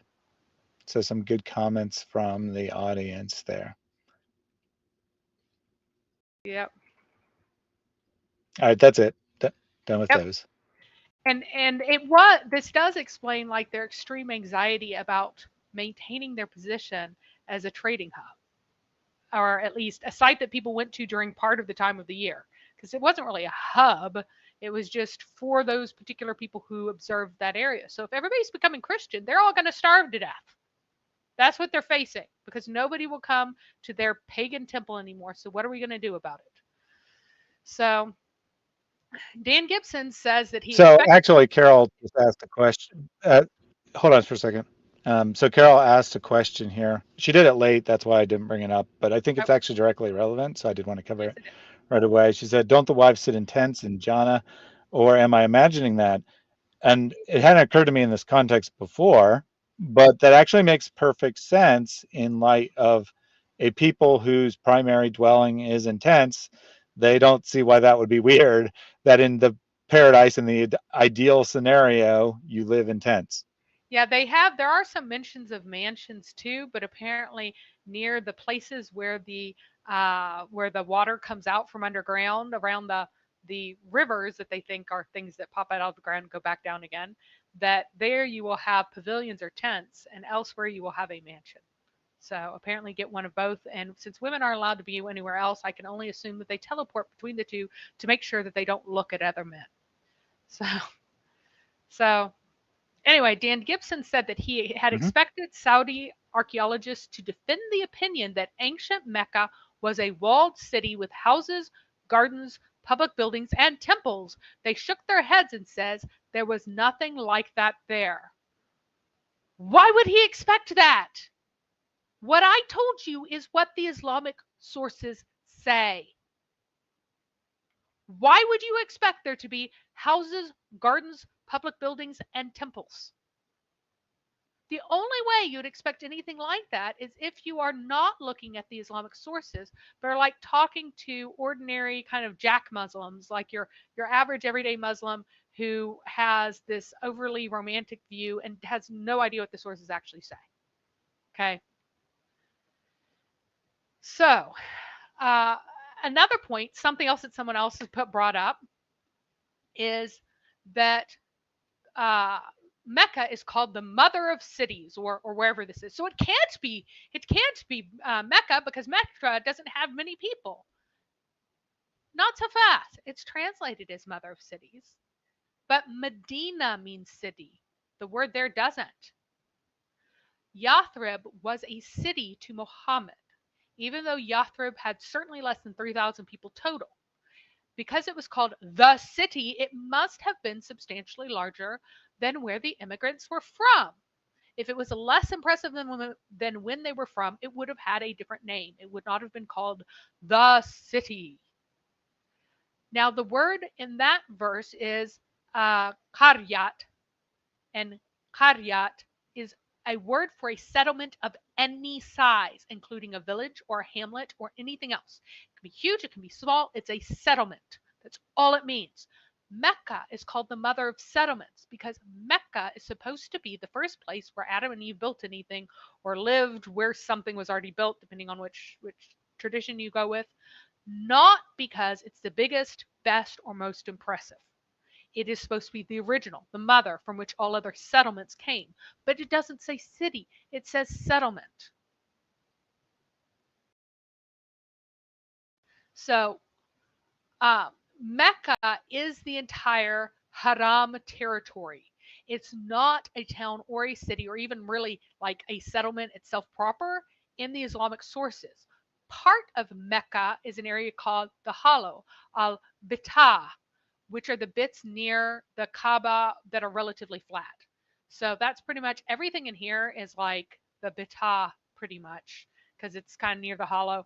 And the edges of Mecca are actually like several miles out, right? So this So is Subaru for yes, EVs says, before Islam, who dominated Mecca. pagans, I'm not just quite like sure why Petra. he's asking that. Perfect answer. So before Islam, the pagan Quraysh dominated Mecca, And after Islam, the pagan Quraysh continued to be pagan and dominate Mecca and wear a monotheistic skin suit while they still did all their pagan stuff. Okay? So, this is Mecca's valley and what it looked like. The middle of this became effectively a torrent whenever it rains hard. So, like just this huge rushing, it's basically kind of a dried stream bed, almost parts of it are.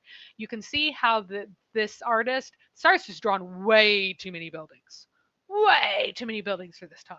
But that aside, you notice how he's built the buildings like along the sides of some of these areas and kind of avoided other areas.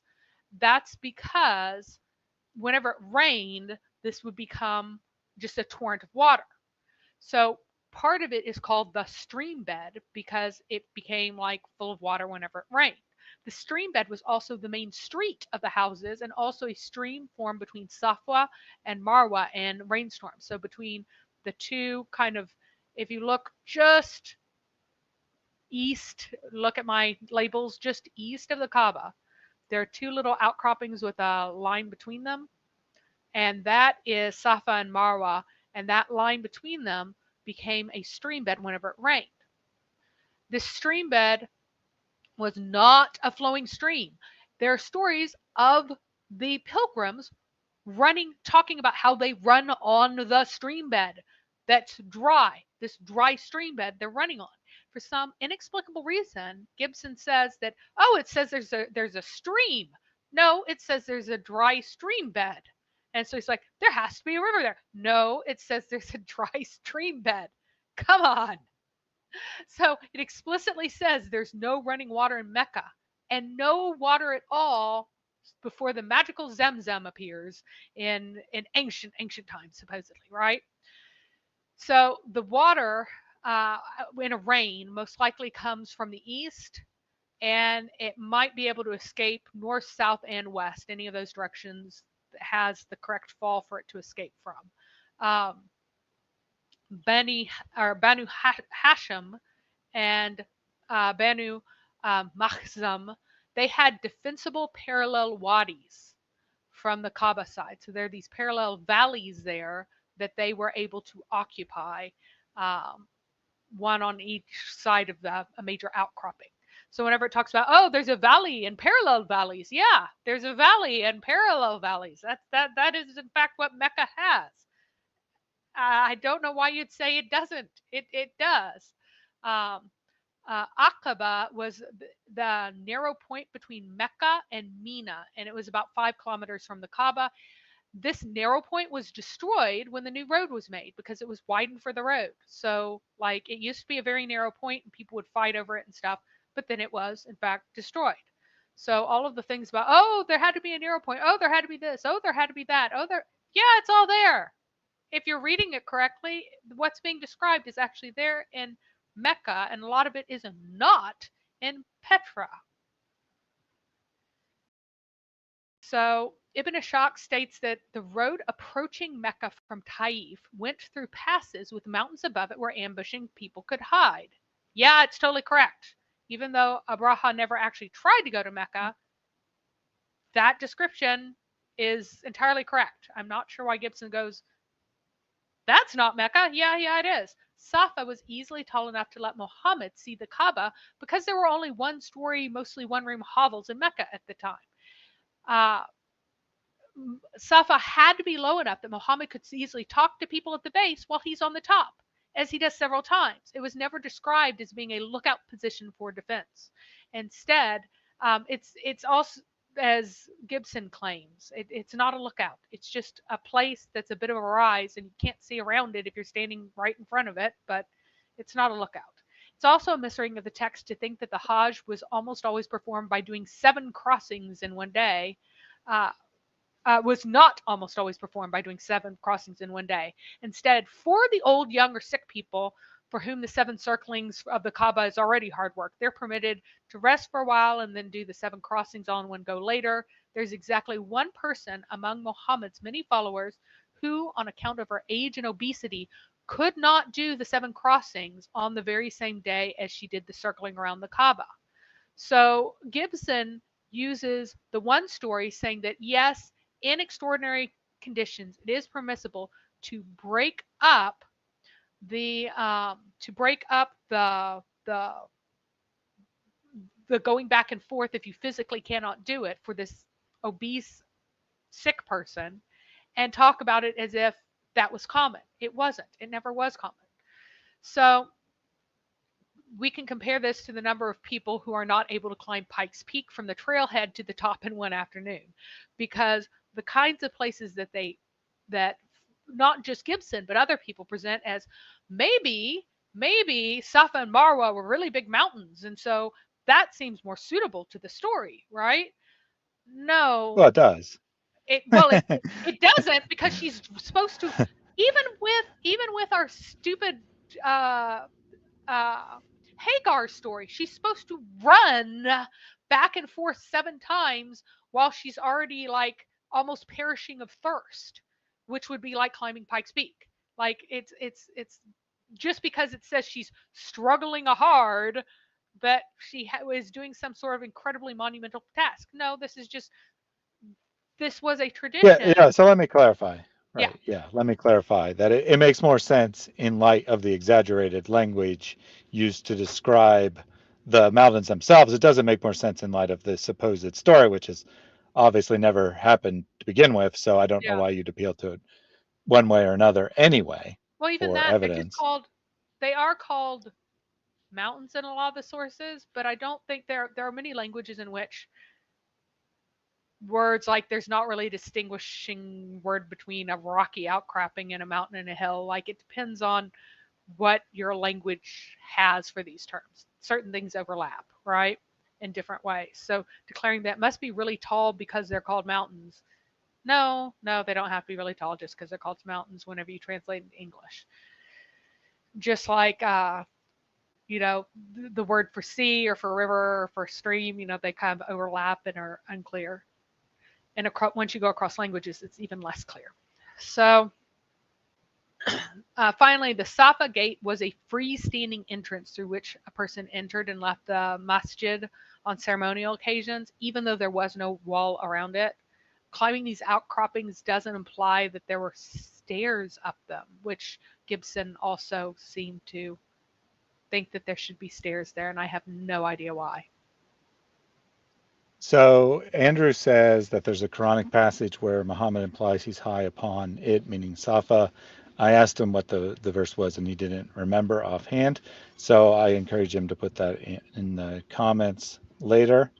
Well, actually, it looks like he did find it, and he says it's Surah 14, verses 5 through 8.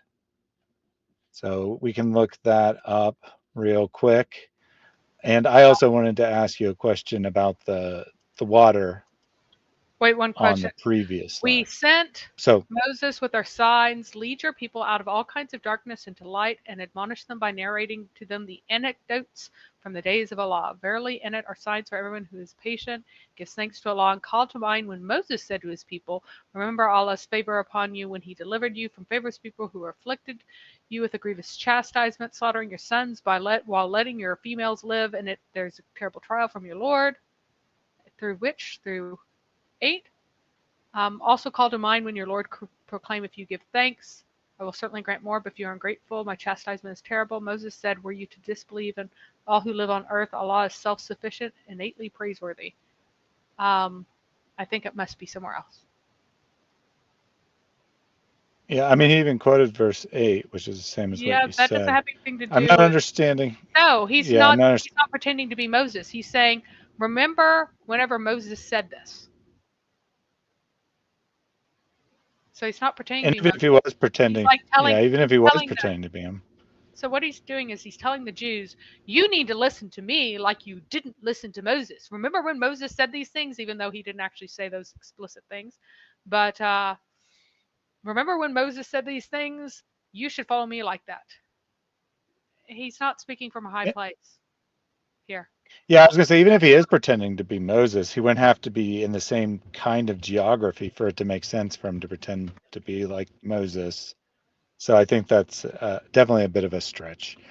So if you could go back to the other slide, I wanted to ask you a question about where the water goes exactly. So it like how comes much of this region fills with water? so it comes from the east side along all the places that look like paths, and it tears through, especially between Safa and Marwa is the major place that it goes. So can you see my can you see my Yes. okay, so Safa and Marwa is the major flowing point that it goes, and then it spreads out from there, I guess, around this way. But that's the major place it goes. So But something then, like yeah, this, yeah, on that part that has no, yeah, that new doesn't actually, buildings. yeah, the part that's just Yeah, so straight. I put it up like a Yeah, fraction of an inch too high, but yeah, and then, so it's not like it filled. So what I was kind of asking is whether it was like filling like the whole region, like, coming in through here like this and like no, no, this. it's always But coming no, from no, the it's no, just no. a little path. It's flowing out from, and if there's too much, then it also washes into the Kaaba, which is why it used to flood. So once you filled up that Safa and Marwa string bed and it overflows, it'll come down some of the other low places into the Kaaba and elsewhere. And it can go out through essentially the places where people weren't building anything were places where river would flow. Yeah, like the river would flow from Something like various this. places, right? And it would come from But the but various it's coming areas in from east. No, coming. it's I did other the way, wrong direction, other but way. it's Yep, coming in this way. and it's coming in that Yeah, way coming from I did the arrow Spain. backwards. That was And just yeah, me. I was trying to do it the right way, but yeah. So it's coming in here and then flowing out this way. yeah, and Okay, that makes I'm sense. such a nerd that I spent quite a while with topographical maps to see whether or not it could go out all the other ways or only some of the other ways. But it really looks like it could flow from the east to the north, south, or west, like any of those directions. Some of the water, if you got enough water, because I don't know what the very, very fine stuff looked like before they built a city on top of that area, right? But from the general lay of the land, it could flow any of those directions. Okay, and the reason I was asking because I was trying to determine if this had any relationship to there not being a permanent settlement there and them living Oh, in tents. If it was regularly flooding, that would obviously make it difficult to build buildings. Or I mean, even if it's only once a year or that it's flooding, it still inhibits you making buildings there that last. yeah. I mean, anytime you'd get like a really, really bad rain, maybe once every 20, 30, or 40 years, you probably washed away quite a few things. Um, but yeah, it's once a year. They're like 4.2 inches of rain a year. But sometimes you could get a storm where you'd have 2 inches at once, and because the ground's so dry, it becomes hydrophobic, and so almost nothing absorbs, so it all rushes down all of a sudden really fast. So, once every few decades, you probably had a really bad flood that would destroy a number of houses that were just built too close.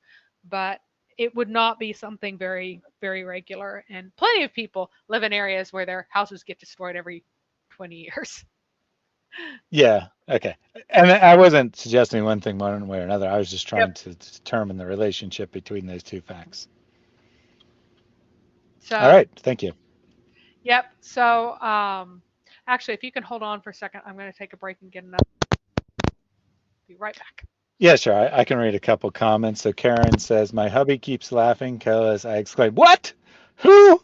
Confidently. That's a very funny picture to have there. And Subaru, for no apparent reason, says the Valley of Baca. Fascinating, Subaru. If you're listening, do let me know in the chat that you can hear me saying these words. Otherwise, I'll know, like I pretty much already do, that you don't have any interest in the subject and you just come here to spam random stuff that has nothing to do with anything. Carol says, when you read about how they gathered all the bits and pieces together and put them together, the general confusion of the Quran makes sense. She's referring to how after Muhammad died, the Quran was never compiled in his lifetime. How after he died, they had to scramble and try to put all the pieces back together to come up with a complete Quran.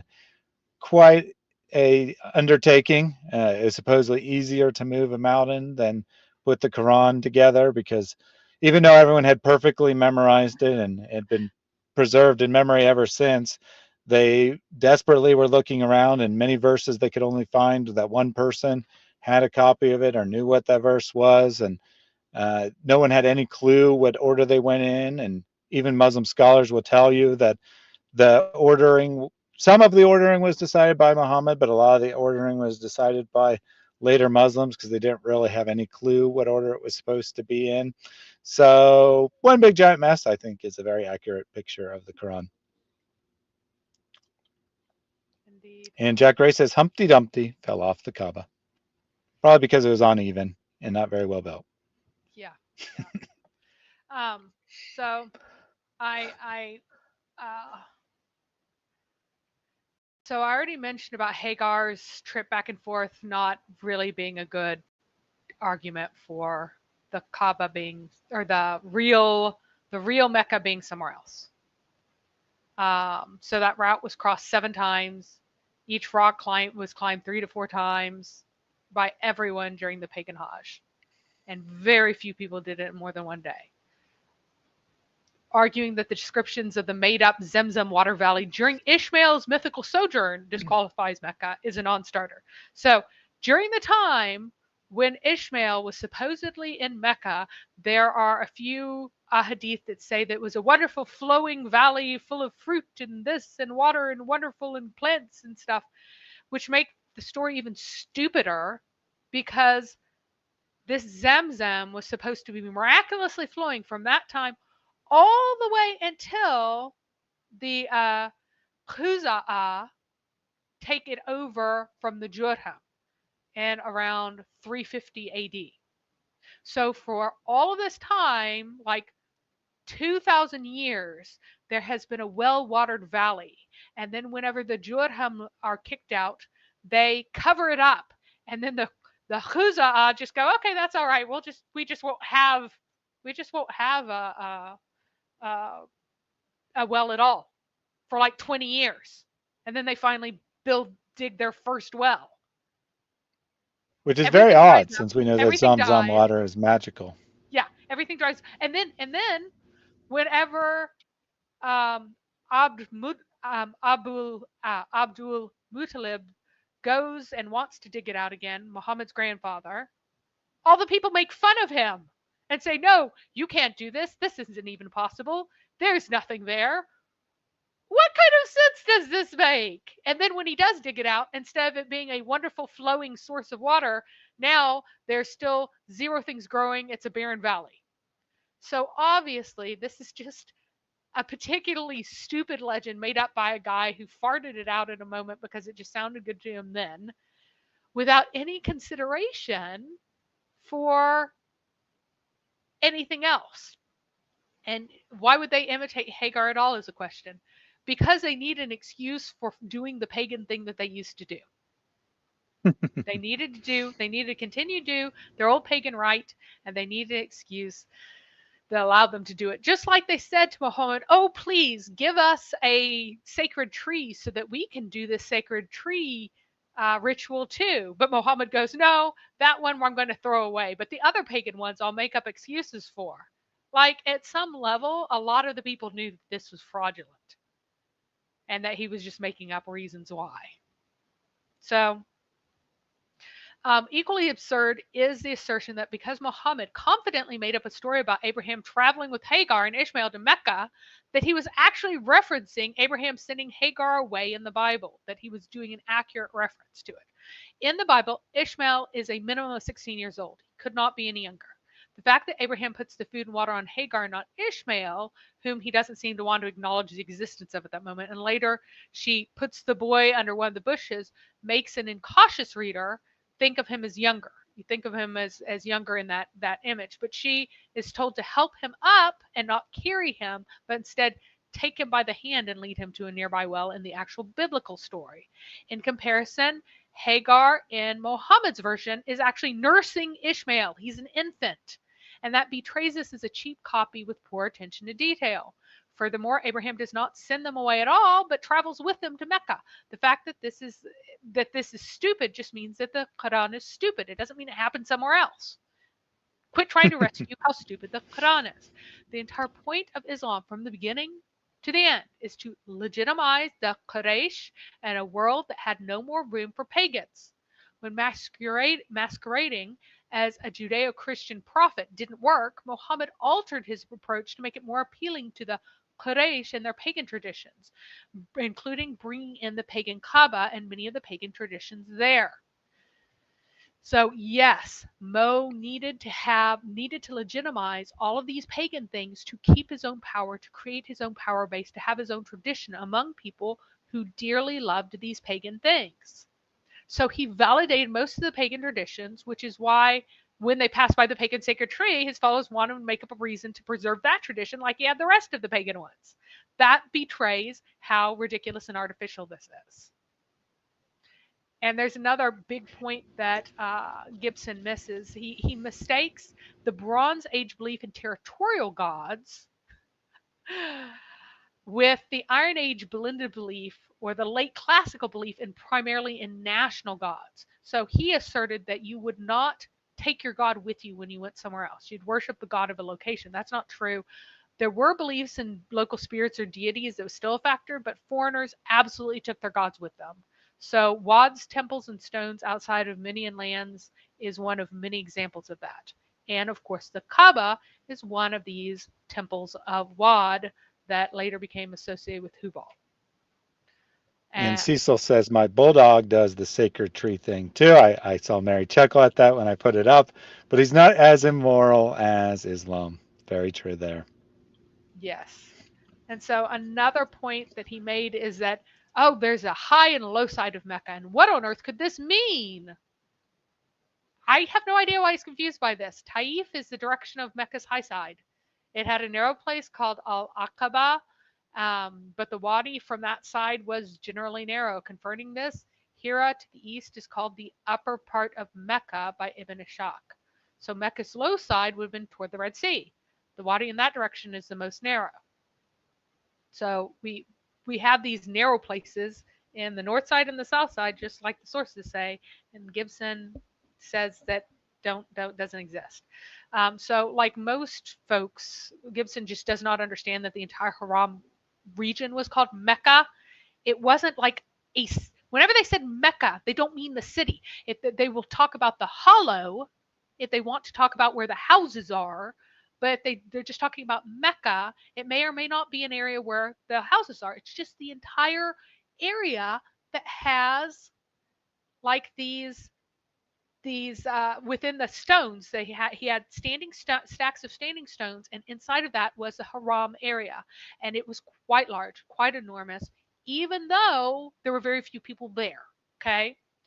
So this is why writers talk about going to districts within Mecca. These aren't like housing districts. Mecca was a region. It had different areas, right? Blessed be the sacred tea. Peace be upon him. Very nice, Wiseman. Excellent. So something else that I've heard a number of people repeat after Gibson said this is that the sources talk about grass in Mecca, but there's no grass in Mecca. I have no idea what he's talking about. Grass grows in Mecca today. After a particularly good wet season, it can be quite lush. That lower picture is in January of 2023 when it had gotten really nice rainfall over winter for once. And it's just like southwest of the U.S. If you've lived in the southwestern U.S. for a period of like 10 or 20 years, you'll see some years when you look outside and everything's green. It's really weird, right? But a lot of the time it's quite dry, but there's still tufts of grass. There's still bushes. There's still green things there. So the dry stuff in this picture is called camel grass, and that's the one that's specifically mentioned in the ahadith that Gibson says does not apply to Mecca. But there it is. Look at it. It's in Mecca. I also find it odd to use the hadith at all, right? Because the thesis is that most of them come, in his view anyway, Yeah. right, is the thesis that they're written as a fraudulent history, and then he appeals to hadith when they're convenient. Not really. Or when he can make them convenient. Yeah, Gibson generally believes the authenticity of the sources, but that they applied to another place. So he believes that there was a real Muhammad. He believes that there was a real Mecca. He just believes it was another place. So. Well, he certainly believes that about the Quran, but I could be wrong. You would know No, better than I would. he But I cites the thought ahadith. generally, No, he cites the ahadith for a huge amount of his Quranic geography stuff. It's more ahadith than it is Quran, right?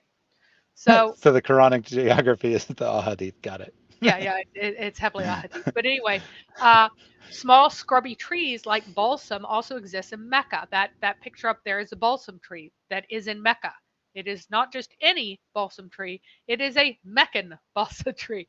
And in the other picture to the right there, you can see the small scrubby trees, right? And this is the same tree that Muslims will now go, oh, it says balsam, so it must be talking about Mecca, as if balsam only grows in Mecca. But it does actually grow there, even though it grows in many, many other places too. So, Maybe I should clarify why I thought that was so odd, because I mean, many hadith explicitly refer to Mecca. So if you're appealing to the hadith and then you're ignoring all the ones that are explicitly referring to Mecca, that's really strange to me.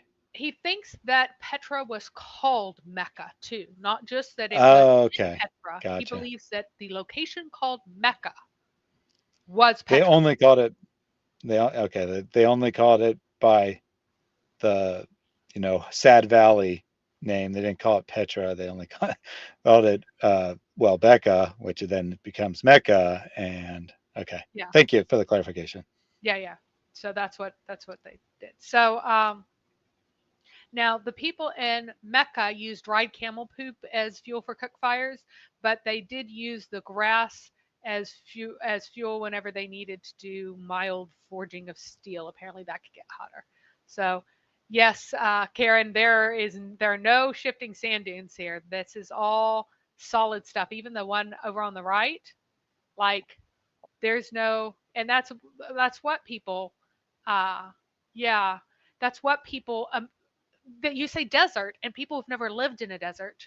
Just imagine like the romantic pictures of the Sahara with the sand dunes that are moving and everything.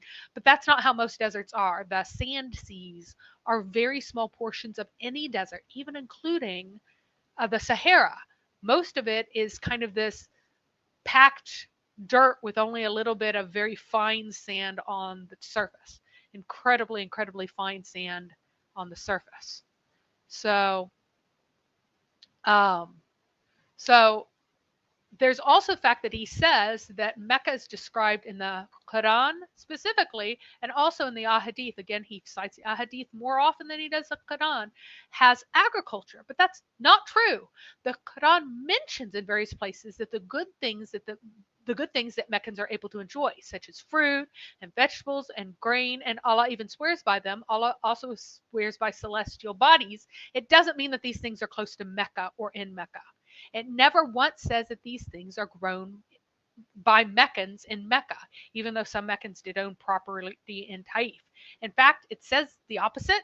So it says, 1437, Our Lord, I have settled part of my family in this plantless valley at your sacred house. So the Mecca is here called a plantless valley. Our Lord, there to observe the Salah, so let throngs of people converge upon them and provide for them all kinds of fruit so that they may be appreciative. So, plant valley without plants, without any agriculture, and the plantless is a bit of an exaggeration because, of course, it has some scrubby plants, right? But it doesn't have any plants that you can eat. So what needs to happen is that you have these throngs of people converging upon them, giving them fruits and food and grain so that they can be appreciative of Allah, right? So the word for plantless is usually rendered an uncultivatable. It's literally without plants of any kind, but this is an exaggeration, right? But the idea behind it is that there are neither crops nor even abundant grasses for grazing, which is true. The grazing there is pretty darn poor. There still are Bedouins in the Hijaz, but they're nowhere near as well off as Bedouins in other areas with more rainfall. Another one, 2857 says, should we follow the guidance with thee, we shall be snatched from their land. have we not established for them a sanctuary secure, to which are brought the fruits of everything as a provision from us? But most of them know not. So the Quran describes the sacred house of Allah as being a place where fruits are brought, not where fruits are grown. So the Quran is spectacularly ignorant of agriculture, that thinks that there are boy wheat and girl wheat, boy olive trees, girl olive trees, boy onions and girl onions. Thus, it could not be produced by agriculturalists. Yeah, the tourists bring all the goodies. That is exactly what happens. Yeah, I mean, this is a example of something that happens a lot, but many times, right? Many times this has come up, this idea has come up, and I've never heard a Muslim say, why don't you just read the Quran and see that it's brought to the location, which you just did, Because as an example of Christians Yeah. bringing better arguments for the Muslims than they bring themselves, because they don't actually know their text. They don't actually have any clue what it teaches. And so we have to make their arguments for them and then refute their arguments because they're so clueless. Those two verses you just cited are, especially the 14 whatever, seemed like a slam dunk to me, that this is an explanation for why the Quran describes growing olives and such, even though it isn't in that region. And yet, I've never heard any Muslim bring that. Never. I've never heard any Muslim in their responses. It's always, but the Zamzam well is in Mecca, and there's no Zamzam well in Petra. Therefore, it has to be Mecca. Where, of course, there's actually wells anywhere. Like, I'm sure there's wells in the Petra region. That's such a stupid argument. And yet it's the only thing they can think of. And Mary has to come and tell them how to actually respond to the claim. So there are two really good questions here. Well, Carol first says that Saudi Arabia needs to import the sand they need for concrete construction if they don't have the right kind. And that is true. You have to have sharp sand, which is literally sharp, whereas desert sand is very rounded. Second question, what do Meccans trade, or how do they buy from traders? So because they had they had the Kaaba, they essentially extracted funding from everyone who came and visited there. So you had to like pay a tithe to them. That's the first thing. Secondly, because they would have the Hajj during a sacred month where you're not supposed to kill each other, then you could also have trading and have a fair, a souk during this sacred month, or one of the sacred months, in association with the Hajj. So people coming to the Hajj would go to this big trading fair, and nobody's supposed to kill anybody else during this thing, and so it would be safe to trade, right? And so they would take a portion of the amount that was traded there, and they used some of the money to like pay off various people and distribute goods and stuff. And so they position themselves as like the generous lords. Look at us, we are not like the Romans who merely take stuff. We also give stuff to people, but really they were skimming off the top. That's how they survived. That's how they made it. They also traded themselves for, remember that people would slaughter their animals to kill for the animal sacrifice. And the poor people did not often kill animals. They killed animals during the yearly sacrifice and like for weddings, and very, very rarely other times. You had to be pretty rich to have an animal to slaughter once every few weeks, right? So when they slaughtered the animals, they would skin them, and the Meccans ended up with all of that leather to trade to Rome, and Rome had an insatiable appetite for leather because its army needed enormous amounts of leather. And actually, Patricia Crona came up with the leather thesis, and it is proven quite insightful because I cannot find a single reference to any of the Meccan women doing any weaving, which is weird because what do women do? Like historically, they weave. Women weave. Women everywhere. They spin and they weave and they spin and they weave. And if they're not spinning, they're at least, so if they're not weaving, they are at least spinning in pretty much every culture in the world at this time, right? That has textile development. Women at least spin, if not both spin and weave. And yet you do not see the Quraysh women doing this at all. They're all leather tanners. Including Muhammad's it wives. seems like that is where a huge amount of their money comes from. Yeah, so including even So, Muhammad's wives, the best women of society, they're involved in the trade as well.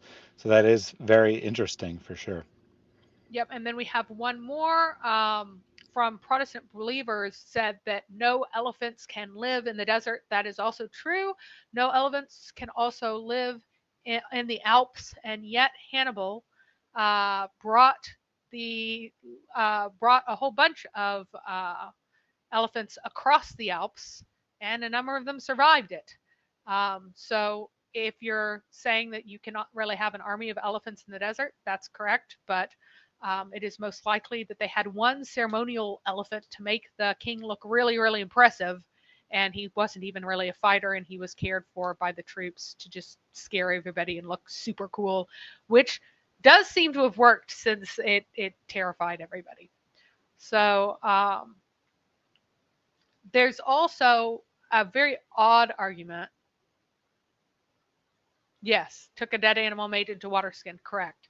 And he had a wife. Remember that whenever he saw a hot woman, and he decided that one, yeah, leather standing was yep, that's Zainab. She was tanning leather when Muhammad went out and saw a hot chick, and he just could not control himself. So he ran away from his colleagues, grabbed Zainab, dragged her into the house, and had sex with her because he could not contain himself. But her covered in bits of flesh from having been tanning was apparently fine. Well, Yes. if it was completely normal, right? If that's what he's around Yeah. every day, he probably wouldn't find it to be, stinky and disgusting. So that actually makes that story make more sense. If you're suggesting this is the normal practice that's being carried on every day, it's their primary source of income, you get Yeah. used to it.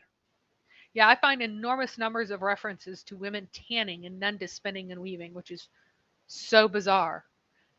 So, cultivatable land is another issue. So, Gibson points out an Orientalist named Sargent, and he disliked Guillaume's translation of a specific sentence that Muhammad's father was working in clay, which is teen, as on the basis that a nobleman should not be working in clay.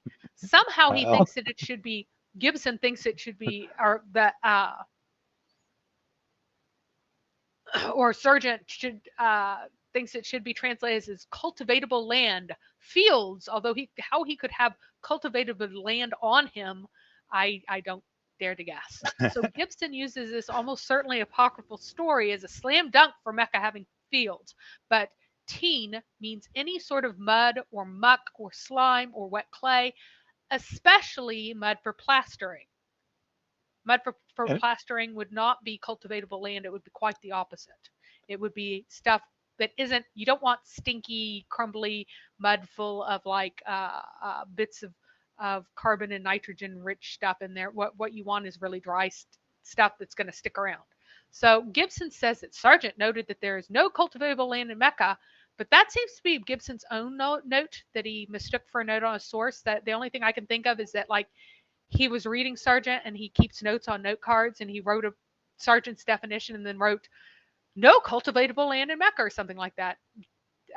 Sargent, I looked up the source. He said absolutely no such thing about there being no cultivatable land in Mecca. That's Gibson's own note that he seems to have later confused for being Sargent's note. Really easy to do if you're hand taking notes, and and you don't put quotes around things. You can do that really easily. So I think that that's just his error, but it is not persuasive. And I actually had someone bring up this teen thing and go, "Oh, that has to be true." No, no, it's not. Look up what teen means. and I'm just going to go out on a limb here, but any story about Muhammad's father who supposedly died before Muhammad was even born, and the stories don't come until late in Muhammad's life, at best, probably after Muhammad is dead. I don't think you can take any of those stories at face value as being accurate history. So to go there I mean, of all the things in the Islamic literature, the things about Muhammad's parents are going to be the least reliable. And that's what you're going to? Weird to me. Yep. So there's also a mistranslated hadith that he goes to. either he read one that was badly translated or he mistranslated himself. He thought that there was a fruit season in Mecca because of it, but the hadith is saying that there is no fruit at all in Mecca at that moment. So this is the angels, it's implying the angels were feeding someone that the pagans were about to kill. So he says, by Allah, I never saw a prisoner better than Khubayb. By Allah, one day I saw him eating a bunch of grapes in his hand while he was chained in irons, and there was no fruit at that time in Mecca. And so what this is actually saying is that there was no fruit at all in Mecca at that time because Muhammad was actually starving the people to death. And so that's why there was so little resistance to Muhammad's invasion, because people were like literally starving to death.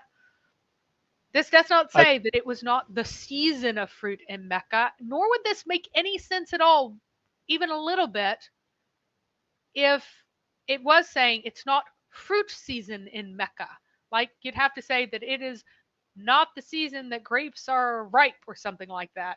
There's no such thing as like a specific fruit season. But anyway, No, I think he just mistranslates I'm it. not just I'm not disputing what you're saying, but I do think you actually could read it that way. I can see how it could be saying that, like Muhammad has grapes, even though it's not the season for them, or any other fruits for that matter. So I think you could read it that way. I don't think that's what it's saying. I Yeah, think you're correct that's about not what's what it saying. means. Well, he mistranslates it. He literally mistranslates it. He says, and there it was not the time, it was not the season of fruit in Mecca. But no, it's just like right now. It's not about seasons. It doesn't say season.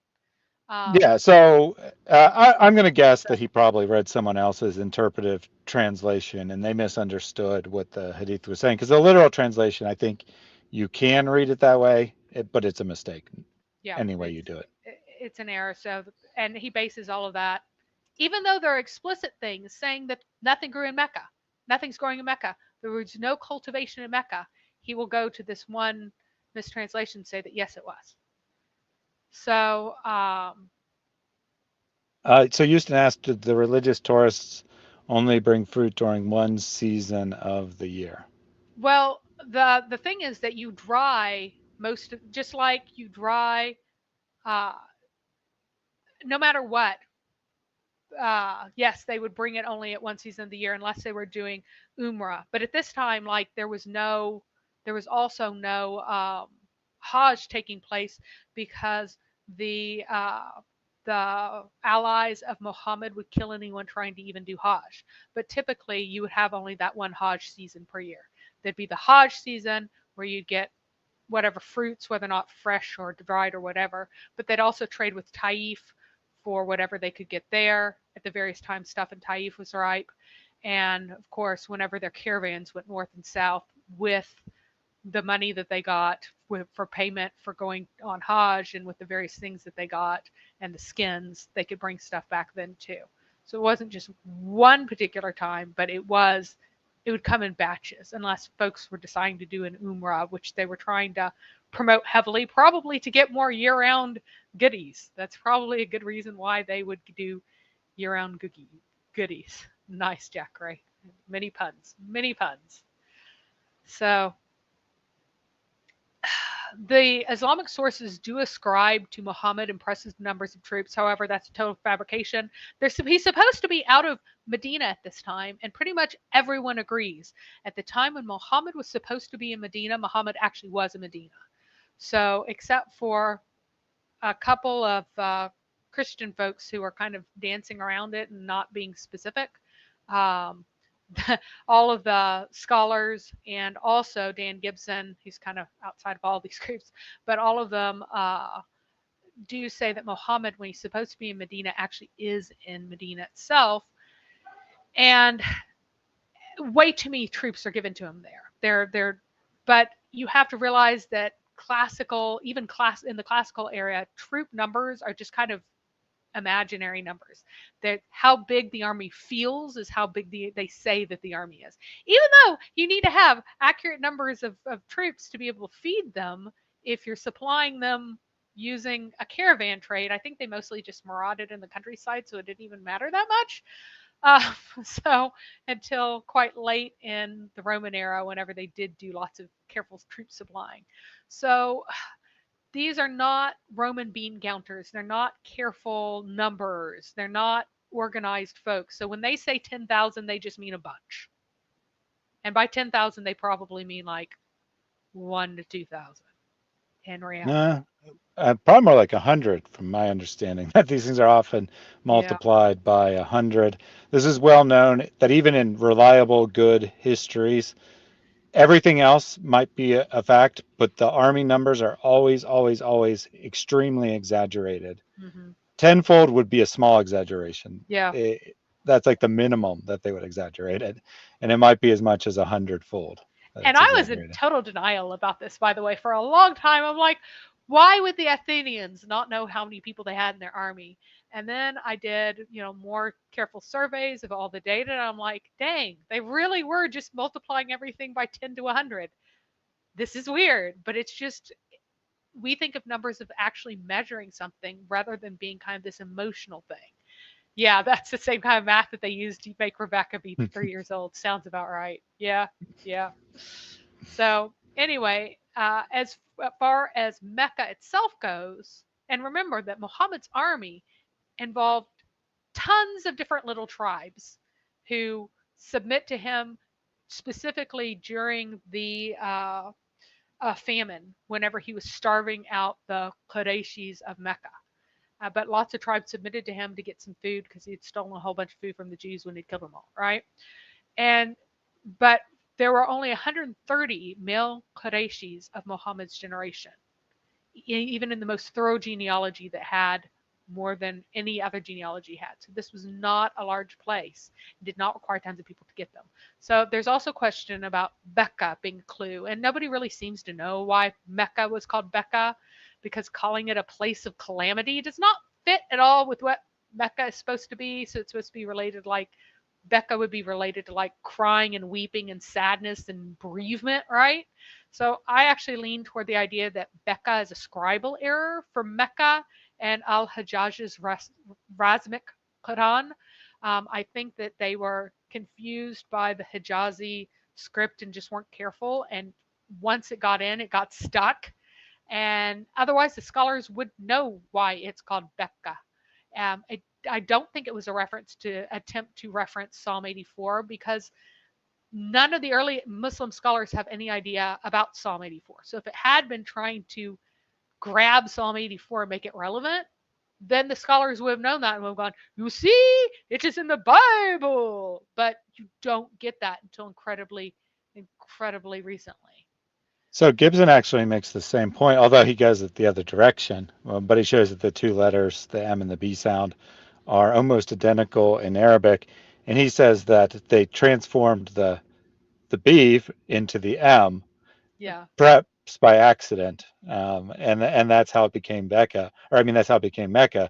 It was really Becca, and then they transformed it into Mecca. At least that might not be his position today. I don't know, but that's definitely what he said in the documentary Yeah. about the Qibla direction. It may still be. Again, I haven't watched that documentary, but so So you're in agreement, but that's as to the how it happened, but disagreement of the direction. yeah, yeah. So Zamzam only existed as a source for water in Mecca from the time of Abdul Muttalib and later. Okay. So he was mocked for digging a well there because it had previously been the site of a dry well where sacrifices were put in during the era of the Jurham. So this is things like necklaces and jewelry and coins and stuff like that was thrown in there, not like dead animals, right? It was not a location where water naturally seeps into the ground. The previous sacrifices were found at a depth more shallow than the well had to eventually go to find water. The well had to be dug much deeper. So they dug a little way and they found like a golden antelope, right? And then they dug a whole bunch more and eventually hit water that tasted really foul and nobody liked to drink, but they claimed that it was medicinal and so drank it because it was medicinal and magical, because water that tastes absolutely foul and very, very minerally, is always considered to be magical and healthful in, in most traditions.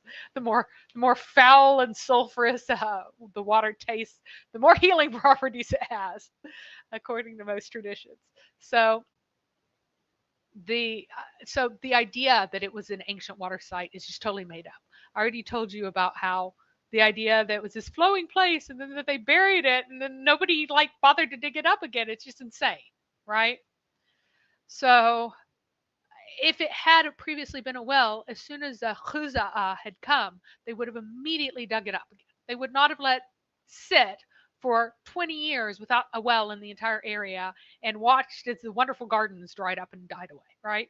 So if there is any Zamzam in Petra before AD 530 AD, then Petra can't be Mecca because the Zamzam of Mecca was dug for the first time around 530.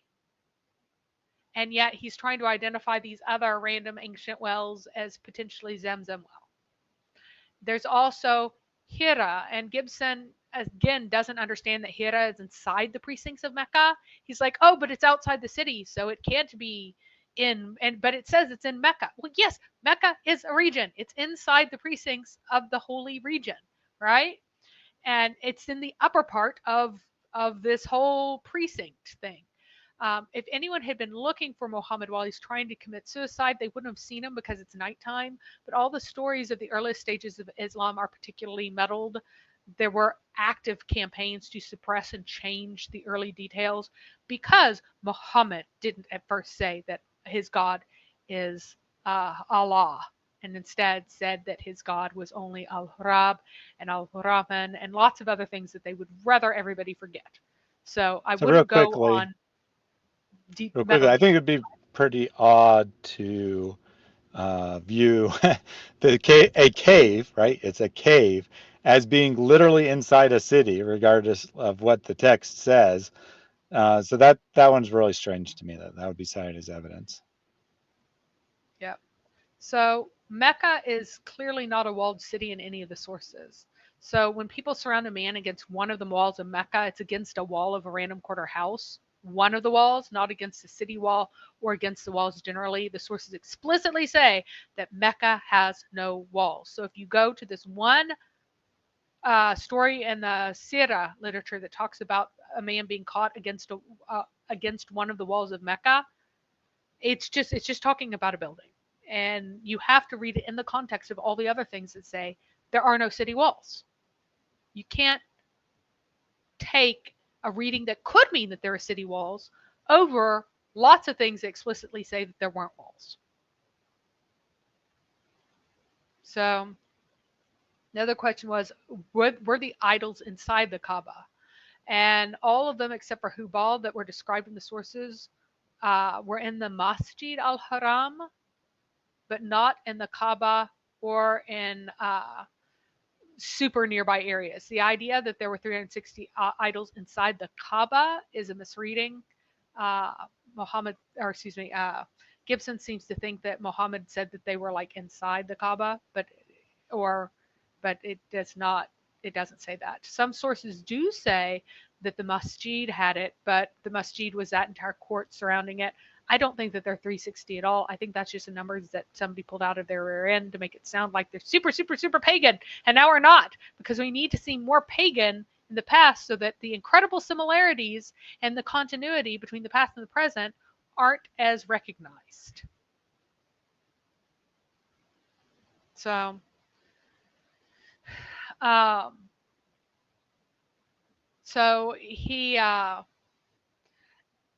Gibson wrote, according to the Zumurud, the distance between Mecca and Jerusalem is not very great, and it is conceivable that a person could go from one of these cities to the other and back in one night. So the prophet's presentation of his ability to describe Jerusalem as a miracle is a fraudulent trick. And so Gibson says that means that he says specifically that Petra is close enough to Jerusalem to meet this requirement. That in this book by Al-Rawandi, So al-Rawandi was an anti-supernaturalist, okay? So he says that Muhammad was a true prophet. He was a true prophet of Allah, but there are no miracles, and miracles don't even happen.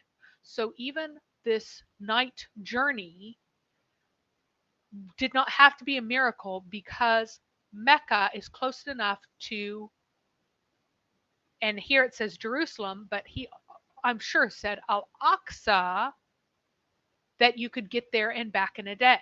Gibson reads this as saying that Petra is close enough to Jerusalem that you can get there and back in one night. But that is not true, okay? Yeah, that's what I was thinking. I mean, Yes, I don't know the exact distance, but I'm thinking, I don't think that, I mean, yeah, but today you could, right? If you're in a fast car or something. in a But car. not, So, yeah, the route is 305 kilometers and is pretty direct. That's not something any ancient person would think it's possible to travel in night. So, it is 100% bogus to claim that 610 kilometers is a distance that an ancient human could travel even in 24 hours, much less in 12. Stagecoaches on good roads, and yes, I looked all this up, would take 47 hours with no stops. The Pony Express traveled at an average speed of 12.5 miles an hour and would take 30 hours. The Roman Cursus Publicus was claimed to travel up to 270 kilometers in 24 hours, which would take 2 days and 6.5 hours. Muhammad did not have a Pony Express. That does not make Petra at all likely. What al-Rawandi was saying, he was probably talking about al-Jurana, which was the actual location of a mosque called Al-Aqsa at the time of Muhammad, which was in fact close enough for a person to get there and back in 12 hours during a night. Okay? So, and besides that, the author making this claim mhm. is not all knowing. He's trying to come up with some explanation for why Muhammad supposedly knew some details. He should have come up with a much better one, like someone told him about it, and then he made up a story. But he's looking for an explanation. So to use that as like some kind of proof that he's correct, they're close enough that it could happen, I think is rather silly. No, I think that what happened, we don't have al-Ranwandi's original text, so I'm not sure whether or not he said Al-Aqsa or Jerusalem in his own text. I'm not even sure because I can only find sources that talk about the sources that talked about what he said. But by any, and so what they were doing is they were mocking al-Rawandi for saying that you could go to Al-Aqsa Mosque and back in a night because Jerusalem is so far from Mecca. But I think what al-Rawandi was actually saying is that the actual historical Al-Aqsa could be reached in a night, which it can. So I think that this is like layers of confusion and misreading. And so they're wanting to discredit him. Oh, he's so ridiculous. I mean, he is kind of ridiculous for other things, but it's like layers of misreading, right? And so they're using layers of misreading and misunderstanding as an argument for Petra that doesn't even hold true. That's off by many, many hours, multiple times, right? And so another point that he made is that in Petra, there are trebuchet stones there from catapults. And so this must be the time that al-Hijaz shot catapult stones at the Kaaba. Well, there are plenty other reasons for there to be catapult stones there. It was captured at least twice between 551 and 713, first by the Sassanians, later by the Muslims. The Sassanians certainly had trebuchets, and because the Persians were experts in siege warfare. So I don't know why you would have why you would argue that the fact that there are trebuchets in Petra means that it had to have come from al-Hijaz. Just makes no sense whatsoever. So here is why the Hijaz is the only place for early Islam. The Meccans called Bosra Syria. To the Romans, it was the province of Arabia, but to the Meccans, it was Rome. So If they identified as Arabs living in a Roman province, it would not have been exotic to them. They would have called it by its proper name. They would have called it by the province of Arabia. They would not have called it Syria. Hemyar is in Yemen, which is literally the word for south. If they lived in Nabatea, there would be many things to the south, and it wouldn't be clear enough to just say south and refer to Yemen and not to a whole bunch of other things in between them and Yemen. Early Islamic sources are replete with the affairs of tribes on the Persian Gulf. The Tamim are embedded in Meccan affairs. The Ghanasids near Rome are totally foreign to it, and the Kalbi are sworn enemies and get blamed for most bad things. And so, like, it shows that they have this relationship with these specifically pagan tribes that are way the heck out on the southern Persian Gulf, not the north, but the south. So the people that the Islamic sources know about are the people in the Hijaz, the people in that area, the Nejd, but especially the pagans out southern Persian Gulf, not in the north. They don't know much about that. They get Lakhmid history completely wrong. They don't know they don't even know hardly anything about the Ghanasids. So it's who they know, make it clear who they are. The early Islamic sources have terrible history, but the little history that they have is about Yemen and interior Arab tribes. That is, in fact, the polity that controlled the Hijaz for most of history. Yemen controlled the Hijaz. The Meccans were so ignorant that they thought the Roman emperor lived in Bosra. They also didn't know about the Roman Sicinian War until Bosra was captured by the Sicinians in 618 or 19. They didn't know about Zenobia's conquest of Petra and the 270s AD. They never figured out that Egypt was under Sicinian control. They didn't even know that it used to be Roman. They think that it was its own independent Christian kingdom. That's how ignorant they are. The first Sicinian king the Meccans knew about was Khosrow, and they called the Sicinian kings by this name, all of them. They all call them Kisra, right? They do, however, know the correct title, the king of Aksum, the only correct title they know other than Rome. The Quran doesn't even know that perennial rivers exist again, and no tribe or group within Palestina, Tercia, could be this ignorant. So this would have been my debunk 4, but because things are out of order, it's 4 anyway, just 4 out of order. The Quran and Ahadith don't describe a location that doesn't match Mecca. Many northern locations are chosen because Muhammad was pretending to be a legitimate Judeo-Christian prophet, but so was one place no northern person would know about. The timeline is incredibly skewed, just like distances in the things that happened long ago are skewed because Muhammad didn't have a grasp of time or geography. The Quran and Ahadith talk about things and places distant from Mecca, but don't say that they happened in Mecca. Mecca itself is described accurately, at least in all the works of the 7th, 8th, and 9th centuries. You go farther on and it gets more romantic and it gets a bit larger and more important, and the sources get fuzzier about what it was actually like.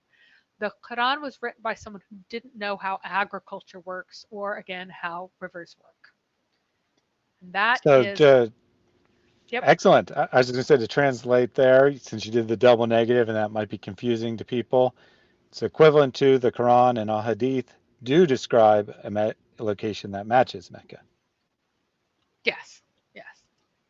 So yeah, it took me a second to wrap my head around it, so sorry. I figured other people might. No, and you did write it correctly because you're responding to their claim that it doesn't match Mecca, and you're saying that their claim is wrong. So that's why it's worded that way. But I just wanted other people to be clear in case they didn't understand that at first grasp. And yes, Andrew Martin, there are distinctly fertility traditions with the naked women that keep cropping up in the sources. So it does seem like the Black Stone had fertility associations. And since the original god was Wad, which means love, the god of love, yeah. So, yeah, a couple of people said that the show started 18 hours ago. So it's not just your phone. Several people are like, it says this started 18 hours ago. What the heck? Is this really what It did not. I don't know what happened there, but it did not start 18 hours ago. it started two and a But half. Started 2.5. It's okay. you didn't miss an 18-hour stream. It's fine. It's fine. So there Yeah, was a question here that came in towards the end about the black stone, which I did not save. So one second, let me find it. I got to put on the filter and find the black stone. Why was the black stone special? If no. it fell from heaven, meteors fall every year. How come I don't see people dance around those? It isn't even a meteorite. Like people who have examined it, the iron meteorites are very soft. They're not brittle, but the Quran was able to be broken. And so, uh, because of that, that means that it's not an iron-based meteorite. Now, there are rocky meteorites, but it doesn't resemble that either. The closest anybody's able to say is that maybe it's an agate, and people who saw it pulled out of the wall say specifically that it's only black on one side and that the other side's red, like the other side. And this is ancient folks and even more recent folks who saw it pulled out, like the bit that you can see through it, the stuff that's stuck in. Um, that was goodness. That is that it isn't even black, and it's just black because it's really dirty. From all the people touching it. For all the people touching it, yeah. Andrew Martin says, I think it's black river pebbles. I mean, it could be. John Scott says, I could see Thaddeus doing an 18-hour stream. Yeah. I know. I think the longest was like 14, 15-ish hours, but yeah, it's plausible. It could happen, but no, it didn't happen today, which leads us to the super chat from Jack Ray. I can't answer this question in a 20-minute interview, nor is it wise to do so, which is why I never brought this topic up myself. You will not find one lecture of mine about this issue. It should never be brought up in public. And I don't like these idiots, and they are idiots, wallahi. This is not something you discuss amongst the masses, ya akhi. It's not wise. I encourage anybody who is really interested to go deep to take the class. I do this class. It'll be 1 year later. 18 hours ago, So our forefathers started this live stream. I liked that super chat. Thank you, Jack Ray. So if any Muslim would like to come up and discuss this with us and tell us that no, in fact, the Quran does know how baby wheat is made, you can come up and argue this with us. But I don't think that anyone will take us up on this particular topic. So no, I don't anticipate. You make a really good point. Hang on, that all of this is assuming that the black stone they've got now, or the pieces of it, are actually pieces of the real black stone. And I think that it is actually pretty likely that they just grabbed a random stone and shoved them together, and that the real one's lost. Because why wouldn't you lose it? Why wouldn't you lose it? If you think that it's terrible, the reason that they stole it is that they said it was pagan, guys. Like the Karmatians were like, hey, this is paganism. We've got to stop this if we're going to pretend to be monotheists. If we're monotheists, we can't possibly do this. We need to stop. We need this to go away. So let's get rid of this very obviously pagan stone, which I love. The fact that early Muslims are like, Muhammad couldn't have told us to circle around this thing because it's so clearly pagan. And Andrew agreed. I'm sure that guy took it and returned gravel. Yeah, that was his point in the beginning. He's like, you're assuming that they termed the right thing. I think there's a pretty good chance. Well, that was from Houston. That says you assumed it, and then Andrew agreed. So Houston and Andrew are in agreement, as well as really you are. But Karen says you should never bring this up in public. You should never talk about the stolen, missing stones in public. John Scott asked, isn't it like 8 pebbles encased in wax? Yeah, it is. It is now. They were smashed. They're smashed up pieces of something larger, just encased in wax. And just to re-emphasize your point there, that it was a Muslim who took it, that they're saying that this doesn't seem very monotheistic, guys. This doesn't seem like pure monotheism. Maybe we should get rid of it. Yes. And then it's like, no, give us our rock back. We need our rock. It's the only way we can have our sins forgiven, other than the other random ways that you can have your sins forgiven, none of which involve actually repenting and turning towards God, of course. Yep. So I did open the lines. I don't anticipate having any Muslim come up. We did have some Muslims earlier in the chat, but I don't think they're here now. And most everyone is watching David Wood anyway, since he rudely decided to go live while we were already live. We were live first. We announced our stream first, and then he sets up his and to start midway through ours. So it is what it is. But it looks like there is a Muslim in the chat, Kadiani, or says, apologies, I'm occupied with my studies. And even Prophet Athar Khan is also tied up and unable to find time. Such a shame.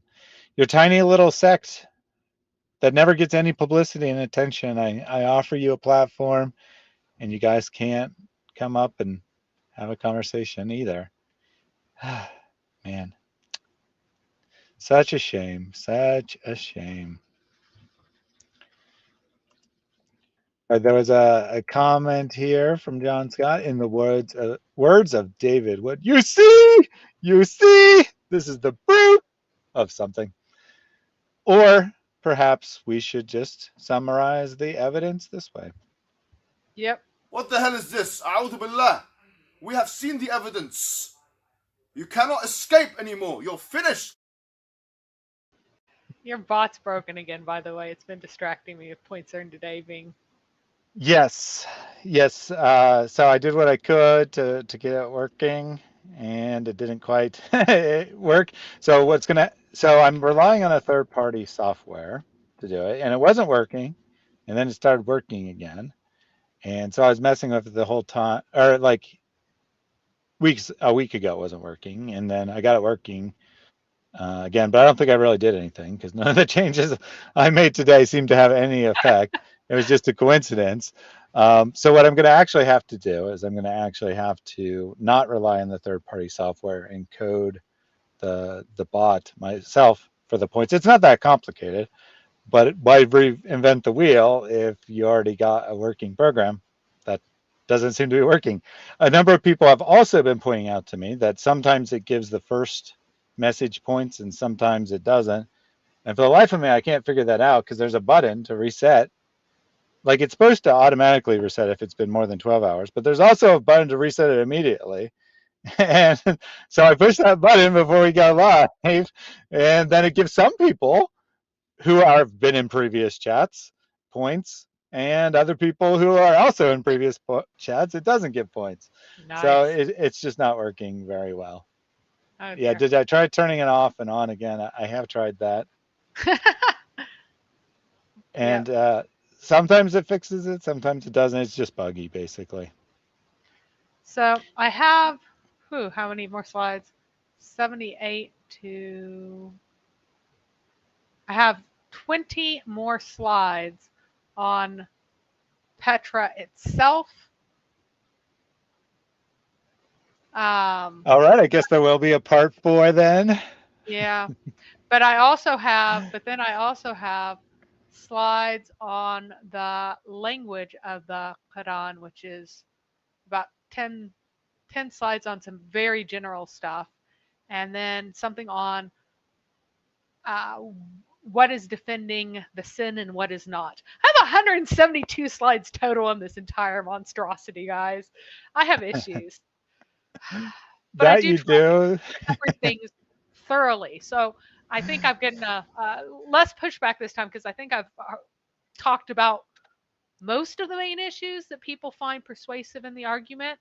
I'm not arguing against this out of a personal thing. If Petra were true, I would argue for it. I looked at it. I looked at it seriously. I took it seriously. I didn't just go, oh, well, this is new and weird. I'm going to throw that out. So instead, I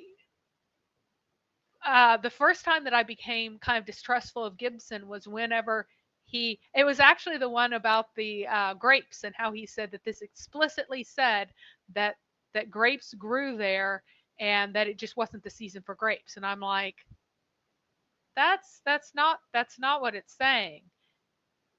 Like maybe you could twist it to say that. And then I was like, and then like everything else, it just didn't, none of it fit. And so it's not that I want it to be something, it's that I'm reading what it really says.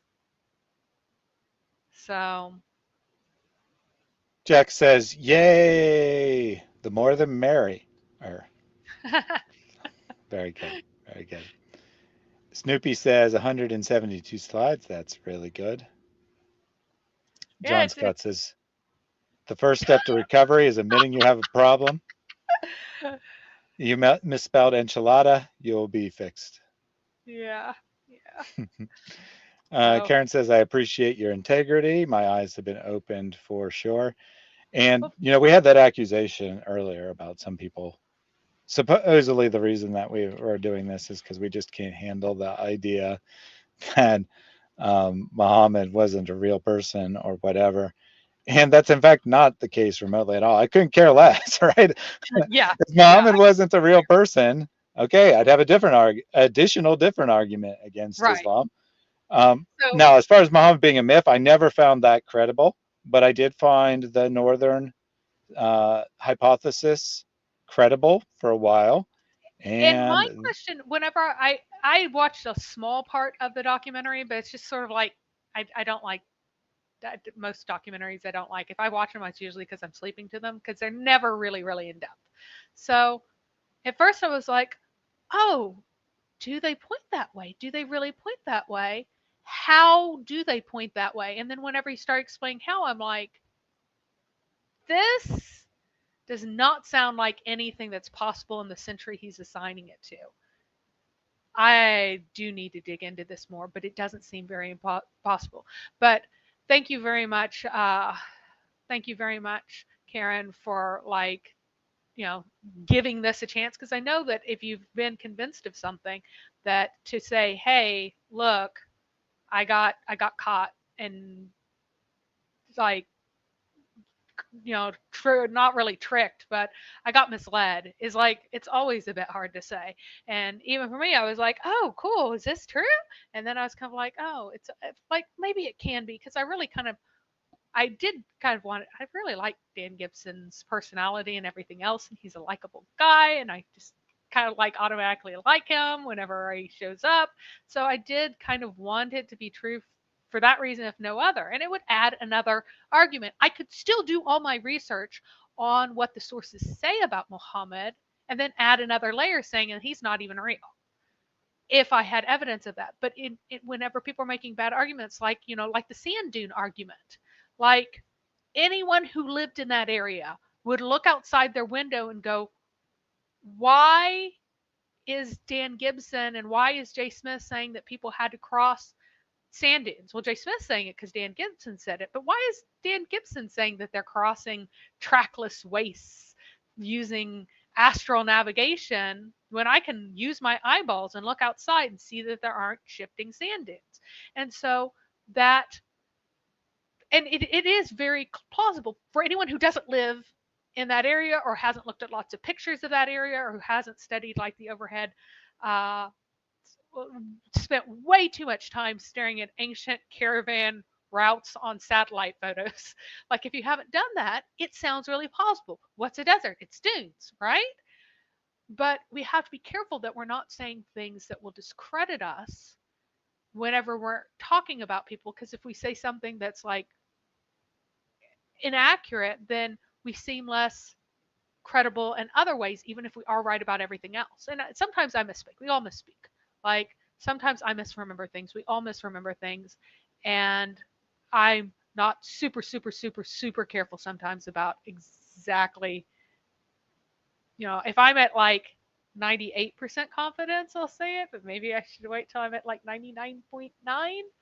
But I think 98 is sufficient. I mean, there's the as long as you're admitting there's a possibility that you're wrong and you're open to evidence. uh, I don't even have a problem with someone saying that this is what I think, but I'm not 100% certain. Now, of course, that's not how you get popular. You get popular by saying, this is absolutely true. I'm never wrong about anything. And I'm beyond question. And anyone who questions me is going to be blocked and kicked off this channel. I mean, that's how you get popular. But um, at least that's one way you can get popular. And but here, I'm interested in going where the evidence leads, even if that makes me weak in some people's eyes of listening to Muslims and seeing what they have to say. I'm regularly accused of like, how dare you give these evil pagans a platform? How dare you let them say anything at all? And it's like, well, I'm trying to reach Muslims. I'm not really trying to entertain Christians. If people are entertained by these things, they have a good time, great. I mean, I do try to make it as lively as possible. But what I'm really trying to do is reach Muslims and bring them to the truth of the gospel. And I'm not going to reach anyone by blocking them the minute they come into chat and question me. All I'm going to do is make them go, man, that guy's a jerk. I'm glad I'm a Muslim.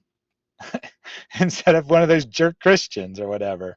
So that's why I do things the way I do. And also, it's also my personality. It'd be very fake if I tried to be very mean and aggressive to people, because that's not my personality. All right. Skinderberg did clear up that the problem was that he was on his flying mule trying to meet Muhammad. That's why his phone said it had been 18 hours since the stream started. I think we'll probably call it a night here. So Mary, do you want to do part 4 next week, or do you want to take a break? Because I'm open for either one. I think we can take a break and do something silly, and then we can come back and do part 4. We'll do like a review of Muslim Dawah. All right. So yep, I'm going to find a ridiculous Dawah presentation. We do have an idea in mind, which I won't specify because, well, one, we might not end up doing that, and two, I don't want to ruin all the fun. But if you have videos that you would like us to review, if you think that they're good and you don't understand or you have a hard time getting around the argument, go ahead and tell us about those too. But since that's probably not the case, since I've never seen a credible argument for Islam from anyone, just feel free to put the dumbest ones that you find the most ridiculous, because those are more fun to react to anyway. Because and we'll do. There are plants and pears, Thaddeus. Absolutely. I mean, I can find all kinds of silly things on Muslim channels. So if you have specific suggestions, feel free to put those in the comments. Otherwise, see you next week when we have some fun responding to some sort of ridiculous Muslim argument for either the truth of Islam or related to current events. And I like Jack Gray's last comment. Islam delenda est. Islam must be destroyed. It's what they said about Carthage. Indeed. Amen. Amen to that. So thank you all for tuning in today. I will have my Bible study on Friday. I'm off work Friday, so I might actually do another stream on Friday or Thursday night. That hasn't been set in stone. I did see a message about potential interest in that. So that might happen, might not. But I'll definitely do my Bible study on Friday. And on Saturday, Anthony Rogers will be on the channel to end my career and embarrass me for having an ecumenical spirit where I say, can't we all as Christians get along? No, I don't think Anthony will actually be mean and aggressive about it at all. But he will be on to talk about where the boundary is, what is acceptable for two Christians with different views on things to work together, and what isn't, because it is a very valid question to ask. There are people who would say that, we can work with Unitarians, we can work with Jehovah's Witnesses, we can work with Mormons, we can work with atheists, as long as we're on the same side fighting against Islam or whatever. And that's not my opinion. And it's certainly not Anthony's opinion. So the question is, where do you draw the line? Where is it acceptable to disagree and what you can't compromise on? So it should be a very good discussion, a very important discussion to have, I think, and one that the audience requested of me after the whole Lloyd coming on here and attacking Protestantism, and then a couple streams from others responding to that. I was asked to get off the fence. I'm not on a fence. This is actually my position. It's not like I can't decide between Catholicism and Protestantism. I actually believe that there is compatibility, and I actually legitimately, my position is somewhere in between. I have problems with both groups, and I have things that I like about both groups. So I'm not really on a fence, but it was requested. So that's what I'll be doing on Saturday. And Sunday, I will not be streaming because I will be on a top secret mission. We'll be back Tuesday with Mary next week. Until we meet again, God bless everyone. Bye.